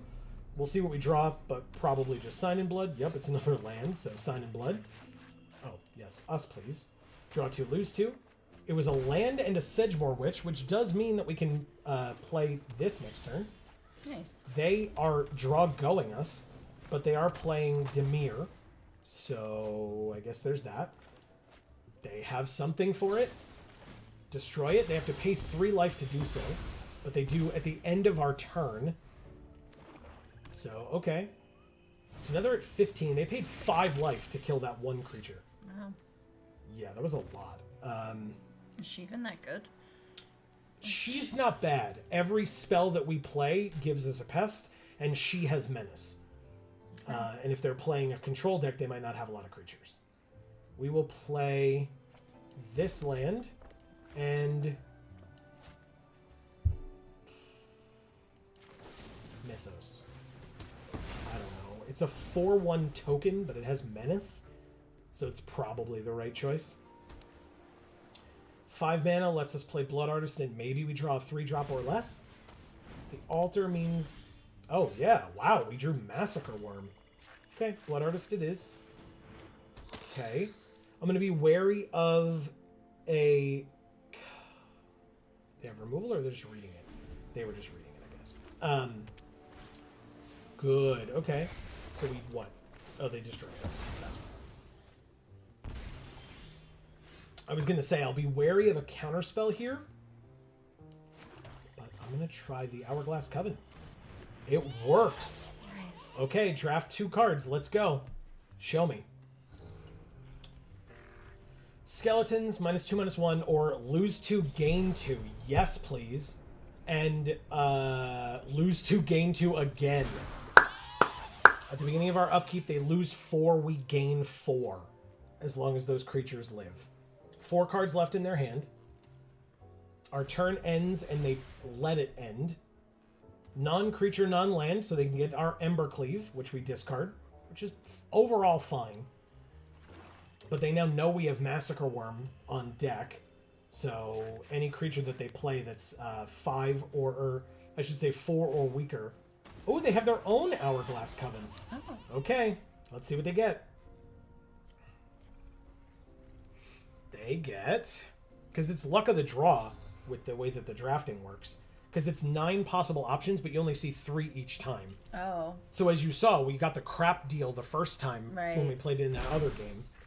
So they get lose 3 unless we sack a non-land permanent or discard a card, and mill 5 and then exile our graveyard. Okay. Let's play this land. play Massacre Worm. Yeah. And then swing in, I guess, with all of them, because all their creatures are 1/1s now. And we can attack them for 9. So they could triple block one of them if they really wanted to. But they're going to lose 6 life in the process. Yeah, they just go to 4, which means if they... Oh, no, they lose. Whoa. Thank you, Beachy. They did block, and all their creatures died. Wait. Oh, my God. What? Because they blocked with the wrong one. Oh, no. They blocked with the one that was giving +1/+1 to the team. And all of their creatures were 1/1s. So they blocked with it. All 3 of their creatures died. They took 6, went to 4, and then lost 6 life in the process. That sucks. Wow. That's the kind of mistake that really must, like... I really feel bad for that player now. Yeah, I mean, I have done that a million times. Like, not that exact thing, but like something where you're like, oh, right, I blocked with the wrong thing because this corner case aspect of this card that I never play actually comes into play here. Now, this hand would be incredible with another swamp. But we get Rahilda. Keep. Any land in this hand is fantastic. Over the next 2 turns, I need any land, but preferably a swamp. That is technically a land, but it enters tapped, so it's not exactly what I wanted. But if I get nothing... Believe. Yeah, but if I get nothing else next turn, I will just play this so that we have a tap land, so that we can do like Mechagodzilla or Sedgemoor Witch or something the turn after, even though we're a little low on land. They are passing their whole turn, and we drew the swamp. They played nothing, so we have a 2/2 double striker now. It hits them, we exile their Tireless Tracker. It hits them, we exile their Gilded Goose. What? Oh, we can't tap it, though. It'll have Summoning Sickness. Whenever land enters, investigate. I mean, I guess we just... Because we went to combat already, so... Let's just play Phyrexian Arena. Try to shut this door as quickly as humanly possible. Let's go! Don't play 2 things. You only have 3 land. So just don't play 2 things. Rishkar, they don't play 2 things. We're good. Okay. We drew Embercleave and Sap Vitality. 3 damage to kill Rishkar. And then Mechagodzilla gets +3/+0 perpetually for the rest of the game. Yeah, it seems good. Combat. Attack for 2. Sorry, 4. Because we exile one of their cards. Hardened Scales. Exile one of their cards. Thassa's Intervention. Whoa. Now, notably, if I play one of these 1-drops, it will become day, and this will no longer have Double Strike. I'm going to end my turn. Wow. Okay. Mole Drifter. They draw 2 cards, so they're hoping for another land, because then that gets that dies, because they evoked it. Do they have a second play for 1 blue? They do not. So it's still night. We draw a card. We draw a card. Dragon Skull Summit. We have 4 mana available. Let's Mechagodzilla pre-combat, just in case, and it gets a counter of Reach. Attack with this. Exile one of your cards. Exile the Great Henge. Oh my god. Wow. And I'll say it of Life's Bounty. Holy crap. Oh, God. We also have Embercleave. So we can just put Embercleave on Mechagodzilla, notably. And just give it double strike with 6 power. Or is it +1/+1? It is +1/+1. Okay. Destroy target artifact or enchantment. They could destroy Mechagodzilla. Smart. Smart. Solid Erica play. says they have a family.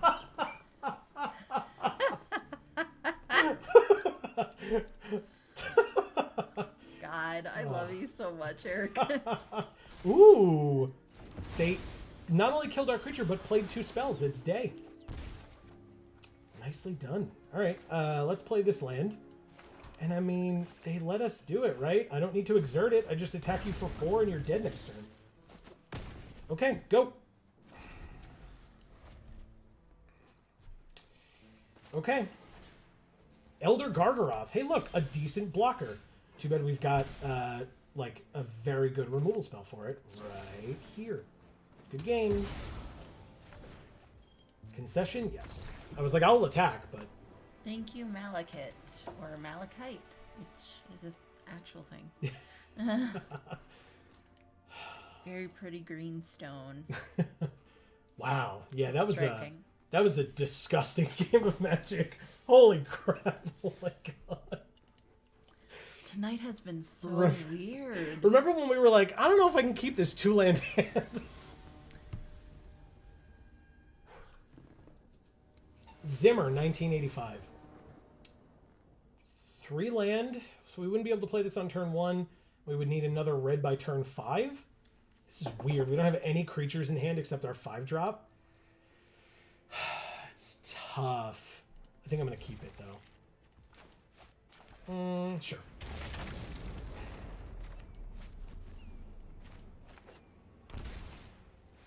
Dragon's Rage Channeler.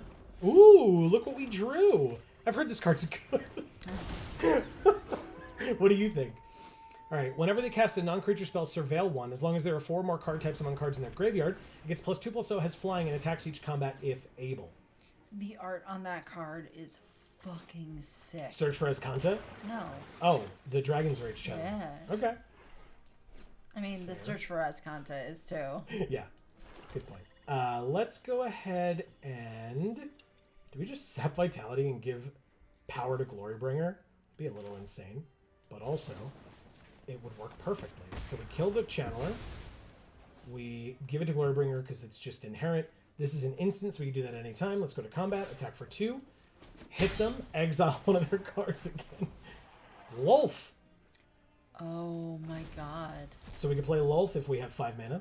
We just exiled their Lulf. Not only exiled it, we can play it later if we want. It has to be in a turn where we've attacked with exactly her, because we don't have any other wolves or werewolves. So, pass to attackers, take our turn. It's nighttime. Combat. Attack for 4, double strike. 2, get a card.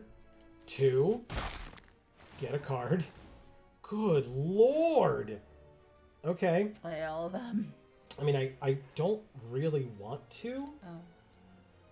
Oh. Yeah, I don't really want to. I'm going to play my own Gifted Aetherborn. And keep up Play with Fire, I guess, and I'll end the turn. Look at the top card, you can put it into your graveyard. Then if you have 7 or more cards in your graveyard, you can transform it. They now have 4, because they put a land into their graveyard off the top. Pass to attackers. And they conceded. Oh my god. Okay. Thank you, Zimmer 1985. So, hold on. Let me read what this says. It specifies that it's a non-land card, too. Wow. Because, like, I was like, oh, we could just get some of their land. That would be sick. Because I could just play a land on our turn and play Glorybringer or something. Like, although it would have to be a red from them, but... Still, it specifies non-land card. That is insane. She goes, "You're so powerful." I mean... Is that what Zimmer 1985 sounded like? "You're so powerful, I must concede when I have 12 life left." It was so... Like, that's crazy. Wolfkin Outcast or Wedding Crasher is the card that we get there. Wow. This has been such a weird night. Things that we thought were going to work really well did not work well. Things that we, didn't think that much of kind of really did a lot for us. And I don't know what. Josu Bepe, I assume is how you pronounce this person's name. This is a very interesting hand. I will keep this. Keep up Play with Fire on turn 1 or after turn 1. Or play the Kobold Warcaller. Sure, why not? We can give Mechagodzilla haste. That's always fun. Wow. Okay. Land. Combat. Attack. And end our turn. And then we can use Play with Fire to kill something if they play it. like this flyer. They could get a basic. I don't know that I actually care about this 1/1 right now. So maybe I won't kill it with Play with Fire. Land, reveal it, put it into your hand, and then shuffle. They got white.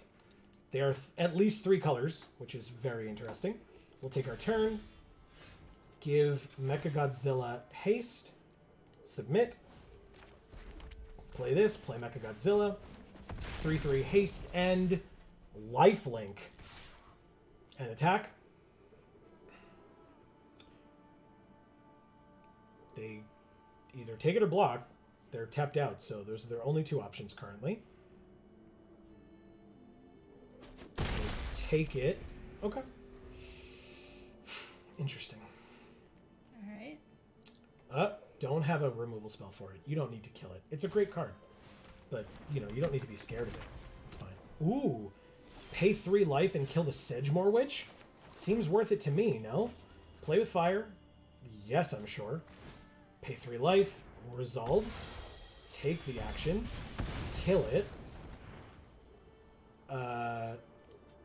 Activate giving Gifted Etherborn haste. Playing Gifted Etherborn. Nice. Going to combat. Getting Menace on our Mechagodzilla. Hell yeah. And then we hit them for 5 and gain 5. Nope. That's not okay. Oh no, I take 1. Languish. Well done. Whoa. Well done. Nice job, Jozu. Except Glorybringer's here to say hi. I didn't need to perpetually give that thing haste. It just has it that way. Inspiring Overseer. Do we win? If we do this right? Do we just win? Oh, no, don't. No! Damn it. Nicely done. Okay. Rahilda. Do we need this land right now? I don't think we do. Rahilda. 1, 2, 3, 4, 5. Yeah, we're fine. Let's pass. All right, so Rahilda has first strike. Never mind, Rahilda's dead. Lots of removal on their side. We take 2 and go to 22. They're getting there, I guess. Thief of Sanity. What a good card. Blood Artist. Very weird. Okay.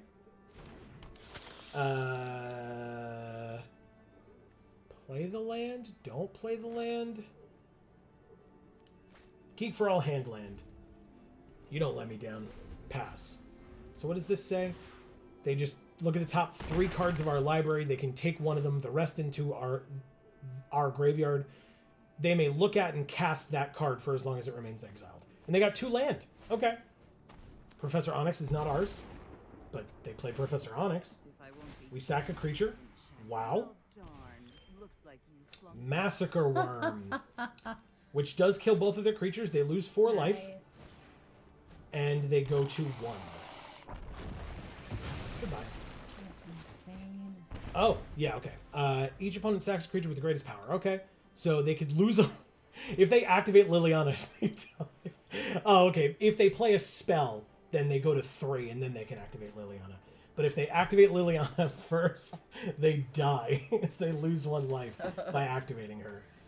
Erica says Blood Artist on an Embercleave. Hell yeah. I was genuinely going to do it. I was going to do it. All right, so we lose 2, they gain 2. They're at 3.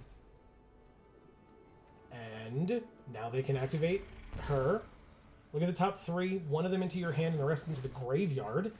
Whoa. They just lost Heartless Act and the Scarab God. Whoa.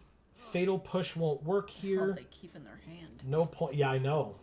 No point in playing Embercleave. But we could Fatal Push something if they play it with mana value 2 or less. It's Night. Ooh. That is not mana value 2 or less. That is... Oh, it was... Okay. So they took Approach of the Second Sun. That's what they took. It goes into their library 7th from the top? Yes. Now they get to look at the top 3. 1 into their hand and the rest in their graveyard. That's a good play. Oh, and Malevolent Hermit went into their graveyard along with a land. They're at 10. We lose. I'm imagining we lose this game, by the way, if that was a question. Cycle this. Drawing another land. Playing the other land. We have nothing to Fatal Push. They're going to use Liliana again or Professor Onyx, and they win. That's rough, man. Yeah, because they can draw approach with Lily now. Correct. Yep. We lose. There's gotta be something useful. Wow. Wow. Thank you, Josu Bepe. That's Weird ass games, man. and that's it. That's the end of the draft. That's nuts, man. Nuts. Very weird night. 4,000 gold, so we exactly got our entry fee back. Wow. I think. Is it a full moon or something out? I mean, it was night a lot. Yeah. Okay. We went 5 and 3. We got 4,000 gold. We got a Glimmer of Genius. Oh. We got a Rampage of the Clans. Ooh. Destroy all artifacts and enchantments for each permanent destroyed this way. Its controller makes a 3/3 Centaur. And a Gelatinous Cube. 4/3 for 4. Engulf. When it enters, exile a non-ooze until Gelatinous Cube leaves the battlefield. And then for X and a black, put target creature card with mana value X exiled with Gelatinous Cube into its owner's graveyard. Erica says, I'm launching the game, then we can battle. Sounds awesome. Yeah, Let's it does. do it. And then if we've got more time after, we'll probably just start another draft. But if we don't, that's totally fine. This was a hell of a stream. Yeah. Very strange. Very interesting things happened. Yeah, lots of very interesting things. Yeah, not good or bad, just interesting. She says, also, I thought I'd let you guys know, Hob and I started talking and really hit it off, and I just think that's cute. I agree. Glittering heart. That's really cool. Yeah. Good for you. Congrats. Hey, to anybody, I mean, I know Erica is the one who's been communicating with us in chat, and obviously, Erica, thank you, we love you. But anybody out there who is listening, we have confirmed that we will be attending the Mid-Hudson Comic-Con this weekend in Poughkeepsie, New York. It's very late notice. I'm sure there will not be people who will be able to attend, but we just wanted to let folks know. So, it's out there. We went to a con this past weekend as well. Yes. Felt Fandom Fest. Fandom Fest 2022, sponsored by Proctor's up here in Schenectady, correct? Yes. Erica says, I thought you were about to say the PPR, and I was going to lose it. Yeah, I would have, trust me, Erica, that was me being calm. I would not be being calm about the PPR. Plus, I don't think, I mean, they would have announced it first. Like, Yeah. I'm sure you would have seen it from Wizards and or Lure before you would have been able to hear it from us. Right. And then we would have been retweeting it like crazy and being like, look. Like, I would have shown you the, like, piss stains on Joe's pants. all the bruises from me pinching myself over. I have a bruise that I'm not sure where it came from. either. I asked you that yesterday. I was like, what's that? You're like, I don't know. It's something, I guess. Walked into it. Yeah. But yeah, we're going to be going there with Dave from twitch.tv/DAM314. We'll be there helping out with some of the tables there. So, yeah, we'll be around most of the day. Erica says, hey, I helped them do that. Exactly. You definitely helped us do that. If and when it occurs, which, I mean, hell, like I said, in the tweet, and I meant it, would be a huge dream come true. It was super funny. I tell this story a lot. When I was aware that Loading Ready Run was from Canada, the first thing I did was I knew they were from Victoria, but I have no geological knowledge whatsoever or map knowledge whatsoever of where Victoria was at the time. Now I fully understand. But to me, Canada is 4 hours north of here. Because we could get to Canada by driving 4 hours north of here or so. You can get to the border of Canada. So I was like, oh, wow. If I ever made it to a PPR, I could just drive there, right? And I put it into my, I Googled it out of curiosity, put it in Google Maps. And it was this will take you 45 hours of driving. And I was like, oh, holy crap. Yeah, Canada big. Yeah. And it turns out Victoria, very West Coast. Very West Coast, and we are very East Coast. Amazing. Very East Coast. So yeah, Yeah, we could drive what? What would it take? 2 hours to get to the beach from here? To get to like an actual ocean? To the Atlantic? 2 hour drive, 3 hour drive? I guess to the city would be a 3 hour drive. Yeah. So, yeah, it would take us a 3 hour drive to get to the Atlantic. So, yeah, getting to the Pacific side is a lot more difficult by car. Joe and Amy's road quest. Yeah. God, that would be insane. That would be the Oh my craziest God. undertaking of all time. So dumb. Oh, man. Very dumb.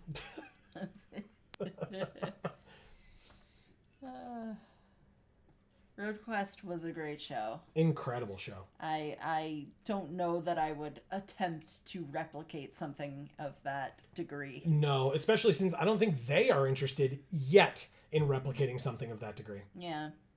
Erica says, I love Road Quest, man. Incredible. Yeah. We've shown it pretty to at amazing. least 2 of our friends, and they both loved it as well. So, yeah. I got water in my ear, and every time I yawn or anything, or move my jaw drastically, I like hear it in Sloshing my around in ear. there.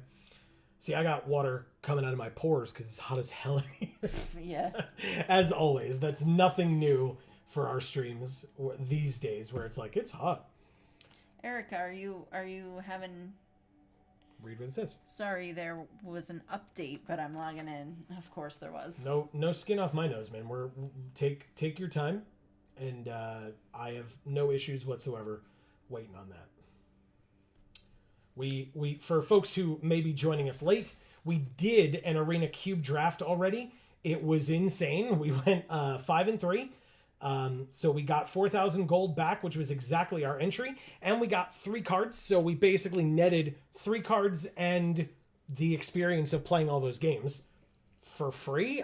You know what I mean? Like essentially, in terms of in-game resources. So very, very interesting night so far, as Amy correctly pointed out. I feel like my hair is now the hair of that person there. What is that? Jax? Where? Right there. This one? Yeah. Jaxus the Jaxus. something troublemaker or something like that. Like that's just my hair. Sure. Right? Mm-hmm. Interesting. Oh, look, it's the cat. Fluffy baby. Amazing. That's really funny. Speaking of Lure, season 2 of their vampire game started Sunday. What do you think of it so far? Or what? Well, I guess, have we talked about what you thought of the first season? And I know I saw them like chatting up or talking up the fact that season 2 had started. So let us know what you think of that too.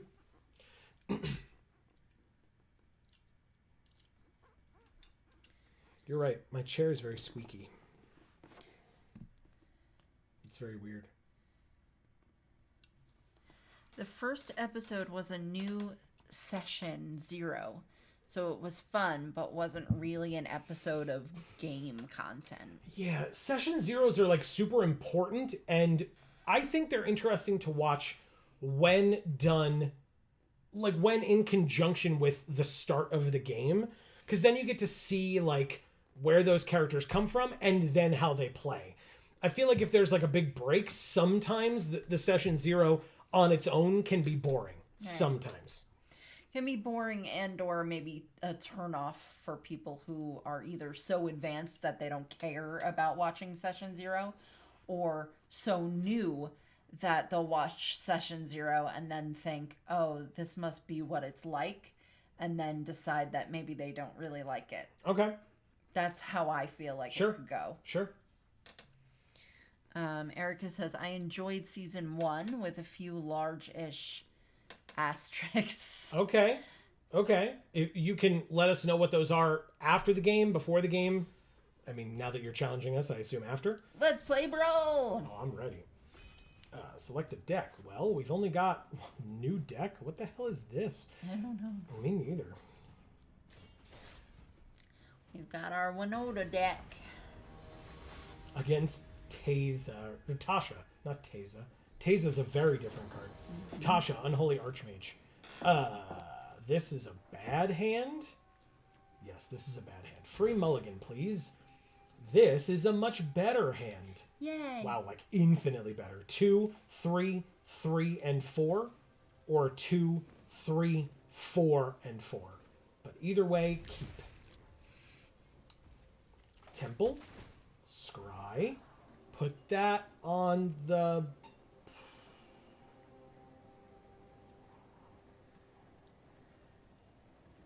Keep it on top. Oh. Well, hello, Espeon son. Good game. She knows we're gonna Nice. lose already. Yeah, don't we all?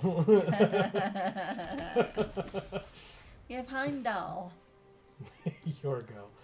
Oh, you think Tajik is Heimdall? Yeah. That's fair. Haste and Mentor.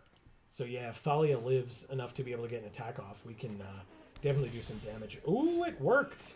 Oh boy. Okay, well, things. Yes, please. Bam. 6 damage. Go to 19. Yeah. Okay. Take that, Espeon son, who we definitely don't like. And of course, they're both humans, so playing Winota does actual nothing. Whenever you cast a blue spell, target player mills 2 cards. Okay. Well. I mean... We're gonna play a god. Yeah, we're gonna try. Combat damage first, or attack first, I guess.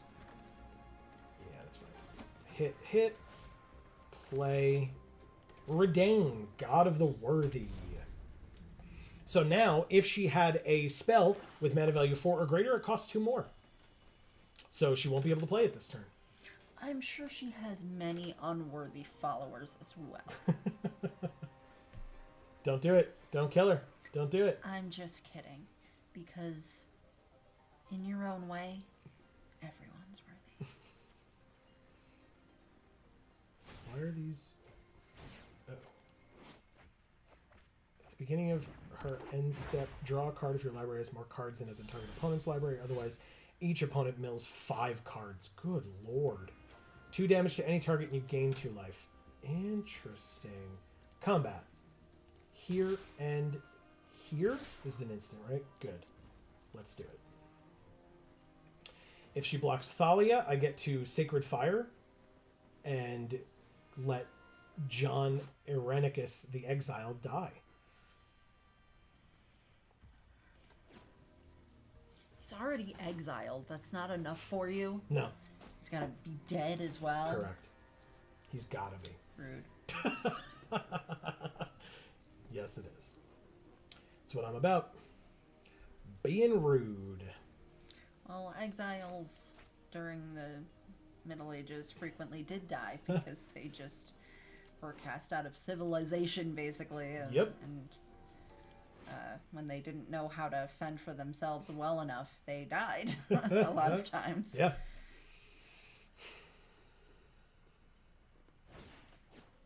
Atris. All right, let's try to pull some nonsense, shall we? Mills 2 cards. Atris resolves. Let's see if we can fake her out. Ooh.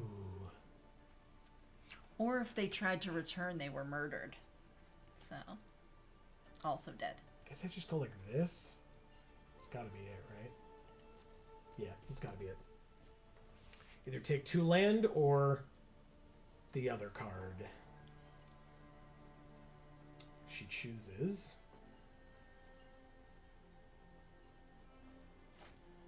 the 2 land and puts the counter spell in the graveyard.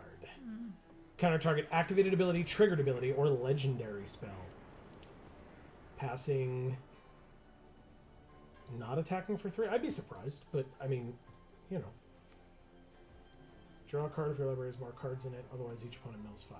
1, 2, 3, 4, 5. It's not terrible, but not bad either.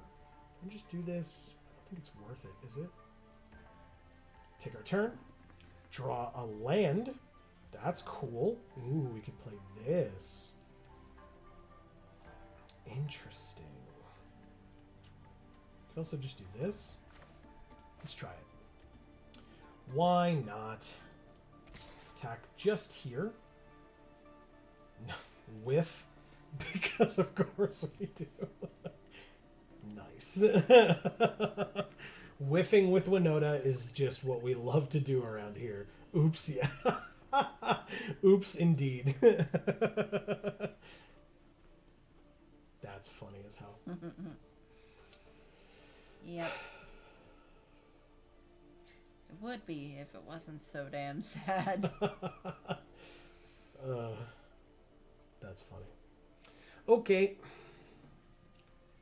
I mean, Redain doing some work for us right now.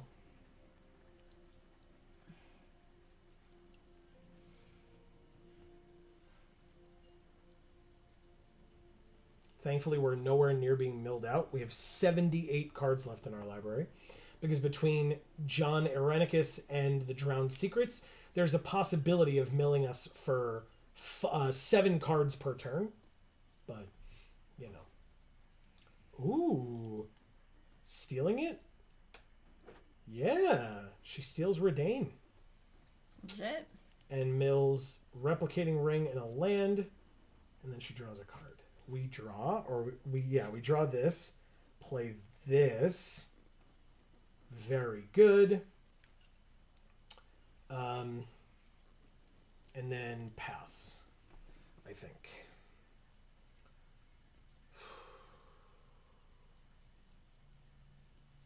Notably, interesting. She's got 1 million cards in hand now. 8 to be exact.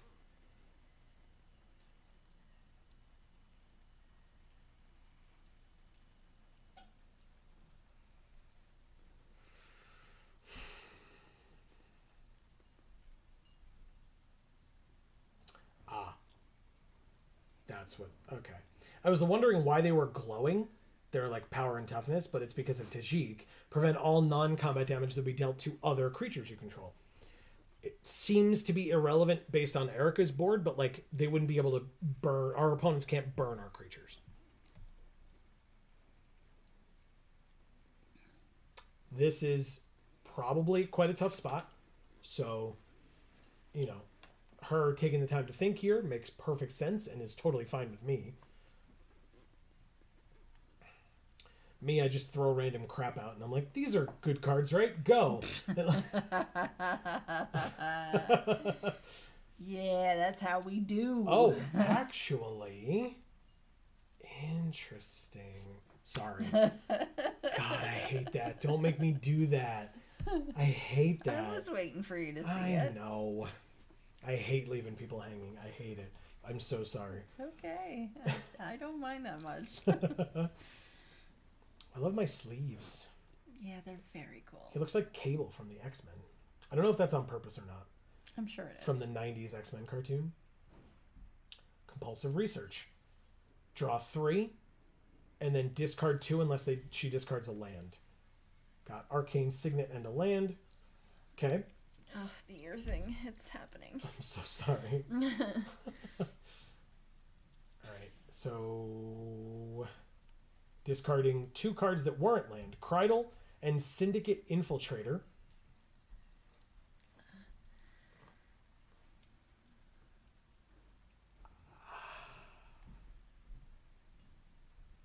Whenever another creature enters.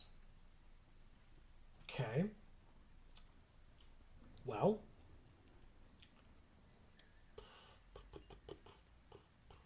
Mausoleum Secret. Search your library for a black card with mana value less than or equal to the number of creatures in your graveyard. Reveal it, put it into your hand, and then shuffle. So 2. She's searching for a black card with mana value 2 or less. Drown in the Lock, which is a counter spell.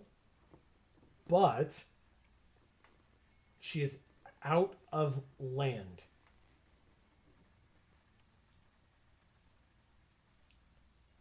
And I think that means we win.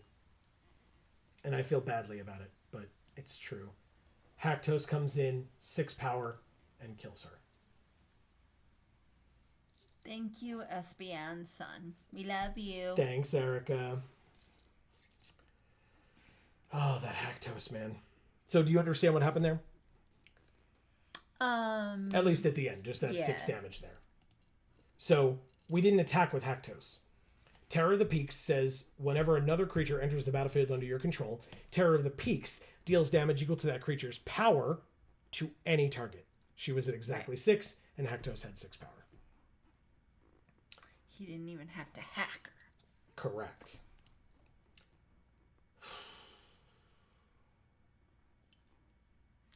Blocked and reported. An endorsement to lure withdrawn. Blame Marcus. He built this deck. That's true, too. That's definitely true. It's not like we knew what we were doing. Want to do best 2 out of 3? I'm down if you are. It'll be a cool way to end the stream. Be with 1 or 2 more games. If you're interested. If you want to just chill in chat, I 100% don't blame you. Yeah. Like, oh, okay. Well, that answers my question. What is... Oh, 60 card. Grumgully. Is that what you want? Of course. It's fine. Could have been the deck with Nissa on the deck box. I don't know. No? It's Grumgully. Kinda. Fine. You have Nissa here. Yes, of course. We always have Nissa here. Exactly. That was my arm. Yeah, my wrist was like really freaking out a minute ago. Now it's fine. Sorry, I meant Brawl and canceled the challenge. Gotcha. Well, fine. We don't get to play Grumgully. Is this accepting it? Yes, accept. Adding Winota. Play. Okay, we did it. But at least we have the flump. Flump, yeah. On the deck box. Oh, Marcus says it's in the deck. Yeah. It's not just on the deck box. Well, And here the deck box is Winota. well, that's because you need to see who the commander is. I need to see who the commander is. That's what I just said. God. That's what I just said. I All know. right, we have to take another free mulligan. This hand sucks. I'll keep it. There you go, Erica. You're a shoo-in. At least we start with 25 life. That's pretty nice. Yeah, it is nice, right? All right, Prying Blade. Boom. Okay. Kalane, Reclusive Painter. What artist? So we got a treasure and a treasure and Strike It Rich. I know it's not Blood Artist, but you know, if you put the Blood Artist card right next to it, it looks like they're painting together in the same studio. Sure.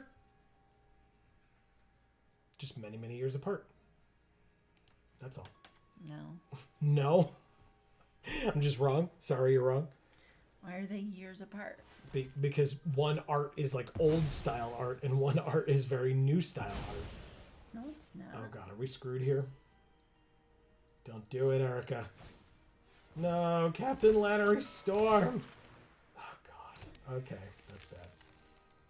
I don't have the... Okay.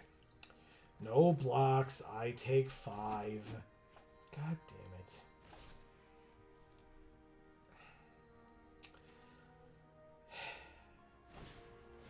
Gilded Pinions. Sacked a treasure. Lannery Storm gets bigger for the turn. Field of Ruin. Sure. Let's go to combat. Attack with Magda. Make a treasure. Hell yeah. Pass to damage. End the turn. We have 4 mana available. Fine, whatever. Here it comes. Bye, Captain Lannery Storm. You're annoying. So, treasures are fine. Like, she gets to play more creatures, and they get to get big and scary because of Kalane, but At least Captain Lannery Storm is gone as a 4/4 with haste. Because that's not cool. Now, Haste, I thought she captained a ship. yeah, but it's a fast ship. She's a pirate. It's not fast. She comes and steals your booty. Yeah, she does that on land, okay?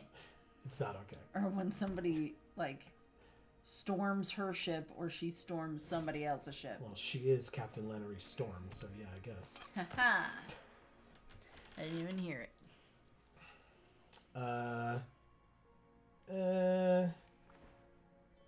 Land. Terror of the Peaks, I guess. That makes sense, right? I don't see any peaks. Look, Now just, I see them. I was gonna say they just jutted out of the card, Amy. The worst. Yeah, you sure are. All right, what the hell are we gonna do here? So now she would need to use both of her creatures to crew the cultivator's caravan. I love that one. It just looks like a giant penis. It's a vehicle. Yes. And it's fun. A giant phallic vehicle. Yep.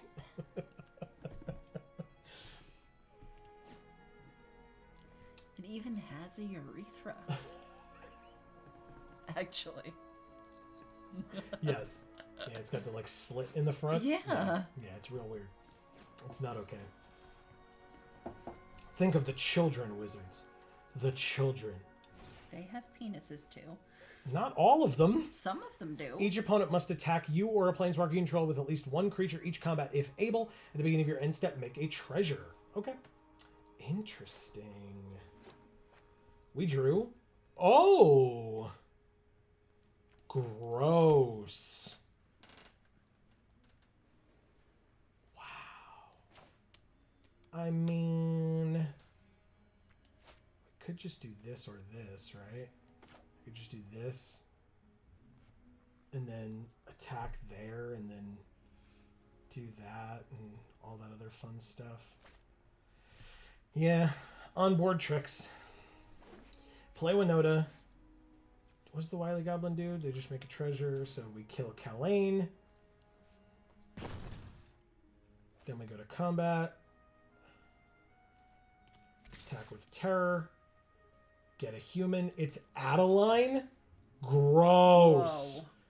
4 power. Kill the Wily Goblin. Hit you for 9.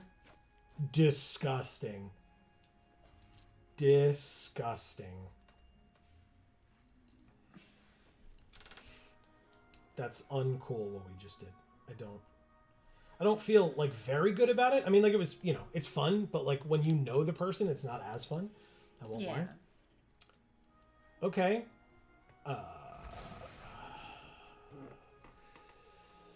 What's this gonna be? Concession? Oh no. Oh no. Erica, no. No. I'll show her our hand for when she joins the stream again. Okay. So she can see what else we had that we were working with. Yeah. Show her what we're working with. Need lands to play spells. God, you know, Erica, I've never had that problem before. I don't really know what the issue is. Yeah, I guess she can't provide her own insurance. Well, it wasn't flood. No, but it was drought. It was drought exactly. insurance. Fire insurance, I guess, then? Yeah, Erica, I was saying I wanted you to be able to see our hand. This one was a very interesting draw for me based on what you had going on your side of the field. But of course, like Aurelia and or Redain would have been disgusting too. But so all of the gross. Yeah, it was not fair. And like Adeline off the top, by the way, only choice out of those 6 was Adeline.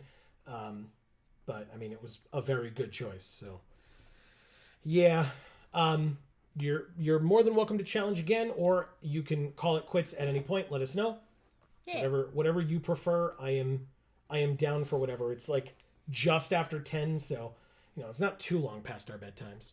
This Friday, though, by the way, everybody, on Friday, hey, hell yeah, on Friday we will be streaming as we usually do. So this is 60 card again. Is that okay? I'm gonna try this again, and we'll see. this Friday, we are streaming again, 8 p.m. Eastern, right here on this channel, Geek for All, where we will... Okay, cool. Where we will be continuing our Nuzlocke of Pokemon Fire Red. So definitely stay tuned for that. That will be hopefully an early night for us. This is a bad opening hand. This one's better. We're going to try to maybe wrap it up early because we need some sleep. Because we have the con this weekend, we mentioned. And we have to leave for that convention at like 6:30 in the morning the next morning. So... Which means we have to be ready to go. And I am going to foolishly be wearing a cosplay. Which means it will take much time for me to get ready in the morning. Very true. So I might just never go to bed. Shambling Ghast. Good play. Land the second and then pass. In fact, I will be cosplaying as Ginny. That's right. Ginny Faye. Yes. Third land, Scythe Cat, I suppose, makes the most sense. Nuke Pinna. That's right. Let's do Scythe Cat. Every land we play, this thing gets a +1/+1 counter. Plus, if it gets killed, I don't really care. Because I have others, and that's like the least impressive thing in my hand right now.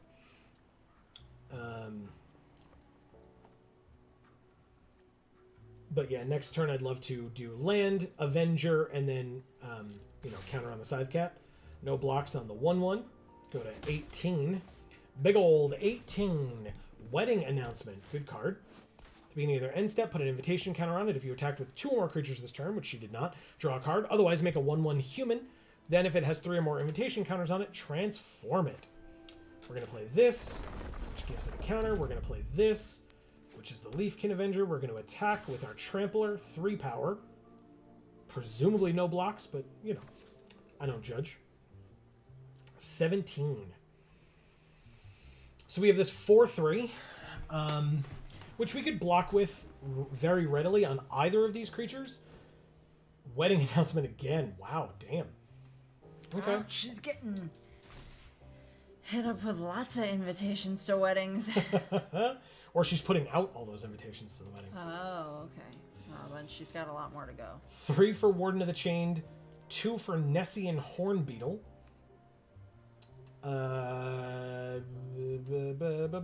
Sure. Scythe Cat. If you want a triple block, you are more than welcome to. Man, we had a lot of invitations we needed to send out for our wedding. It's true. We had a lot of people. What a nightmare that was. All right, so she needed a treasure. Perfectly understandable. Took 3 damage from Trample, though, off of that, which is good for me. Took us a year to do the thank you notes. Yes, it did. Yeah. There were so many. Yeah.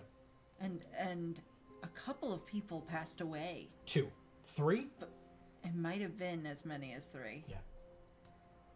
Before we sent out those thank you notes, so they never even got one. Oh, before passing away. Shit. Wow. Good one. That sucks. All right, we're screwed. Yeah, this deck is not good.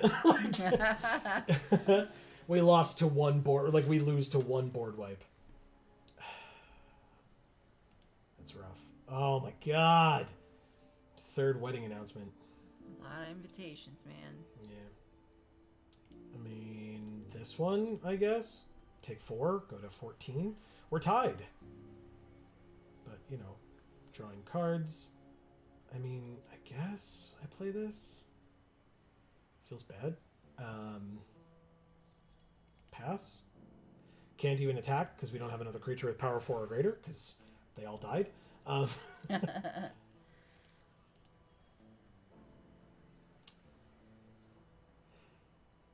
Edgar. Sick. Other vampires, but there are no others on the field at this point. When he dies, he comes back transformed into his coffin. 2 3/3s. I guess I'll... Oh. Take 6? No blocks. If we blocked and killed it, it could use its -1/-1 to kill our only remaining creature. Clothis gets rid of Blood in the Snow. They lose 2, we gain 2. Scythe Cat. Patented Geek for All Handland. That gets to be played so that we can get a +1/+1 counter on our cat. And now it's dead.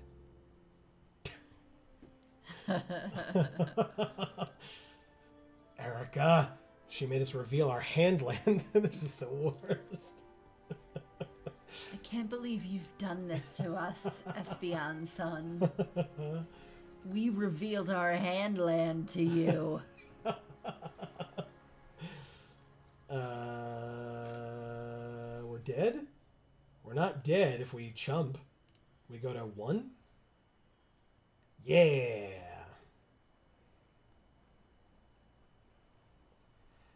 And then we go to 3 because we get to exile one of their cards, one of her cards. Oh! But it doesn't... Does it? Oh, it does work that way. I forgot it was any creature you control. Very good.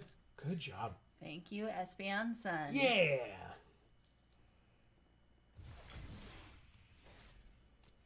Ooh, we got a mastery orb and completed our daily task? Damn. It's a fiery orby thing.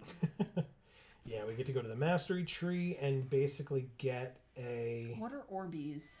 What is that? The little squishy balls in liquid or whatever. What's it from now? I just kept going to so many weddings. Oh, shit. Yeah, that was a lot of wedding announcement or invitations. That's what I said, but then Joe was like, no, she's putting out her invitation. Yeah, I thought that was like, you inviting people and inviting people and inviting people. You're right, and I was like, that makes so much more sense, because, you know, we had a lot of fucking invitations we had to write for our wedding. Amy, what do you want? It's not going to be this time, but it'll be next time. Do you want this avatar,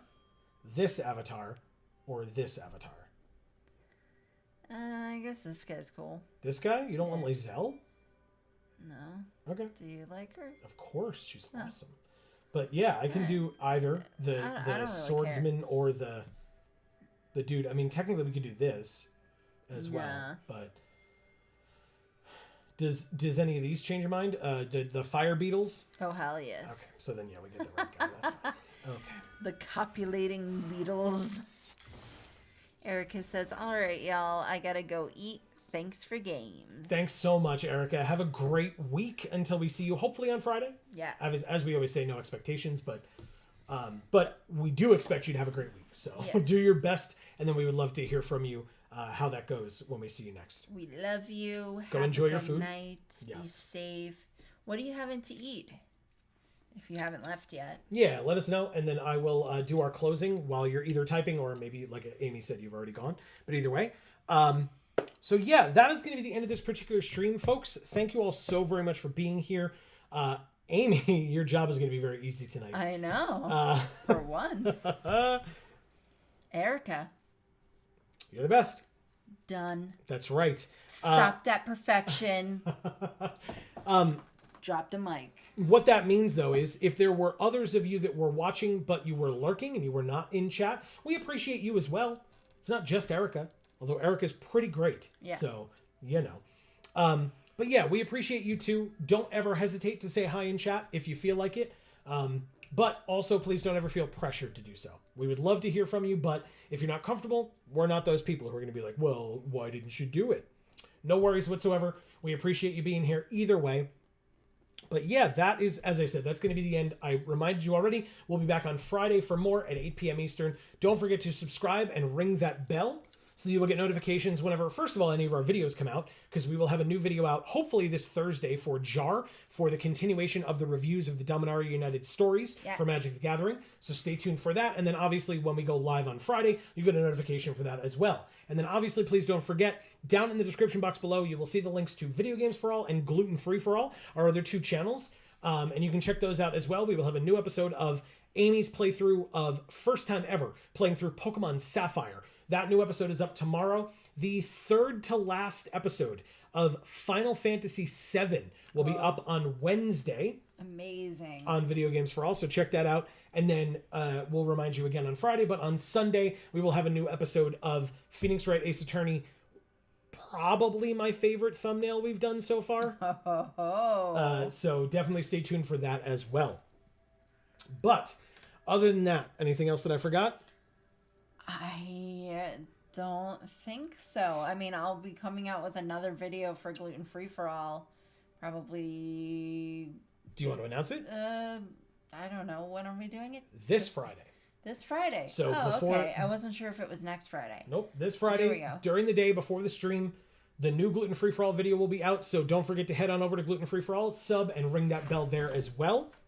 So you'll get that notification. And then obviously, like I said, sub and ring the bell on Video Games for All as well. It'll make sure that you don't miss out on a single video. All these great series that we've been doing. We've been really enjoying them. We hope you all have as well. Anybody who's been in the comments has been leaving amazing commentary. Yes, so we thank really you. appreciate it. And then obviously, besides commenting, we really appreciate that. So please keep doing so. Yes. But or I should say not besides. In addition to commenting, if you're enjoying the things that we're doing, please don't forget likes and shares go a very long way. And we really do appreciate any and all support that you are willing to give. But for now, from us here at the Geek for All family of channels, I have been Joe. And I'm Mimi. I would be remiss if I didn't if I forgot to say that we hope that between now and the next time we see you, however, wherever, whenever that is, we hope that you continue to stay safe and happy and healthy. That is for you and yours super important. Always. And as we always say, in whichever video or stream of ours you watch next, we will see you all next time. Thanks, everybody.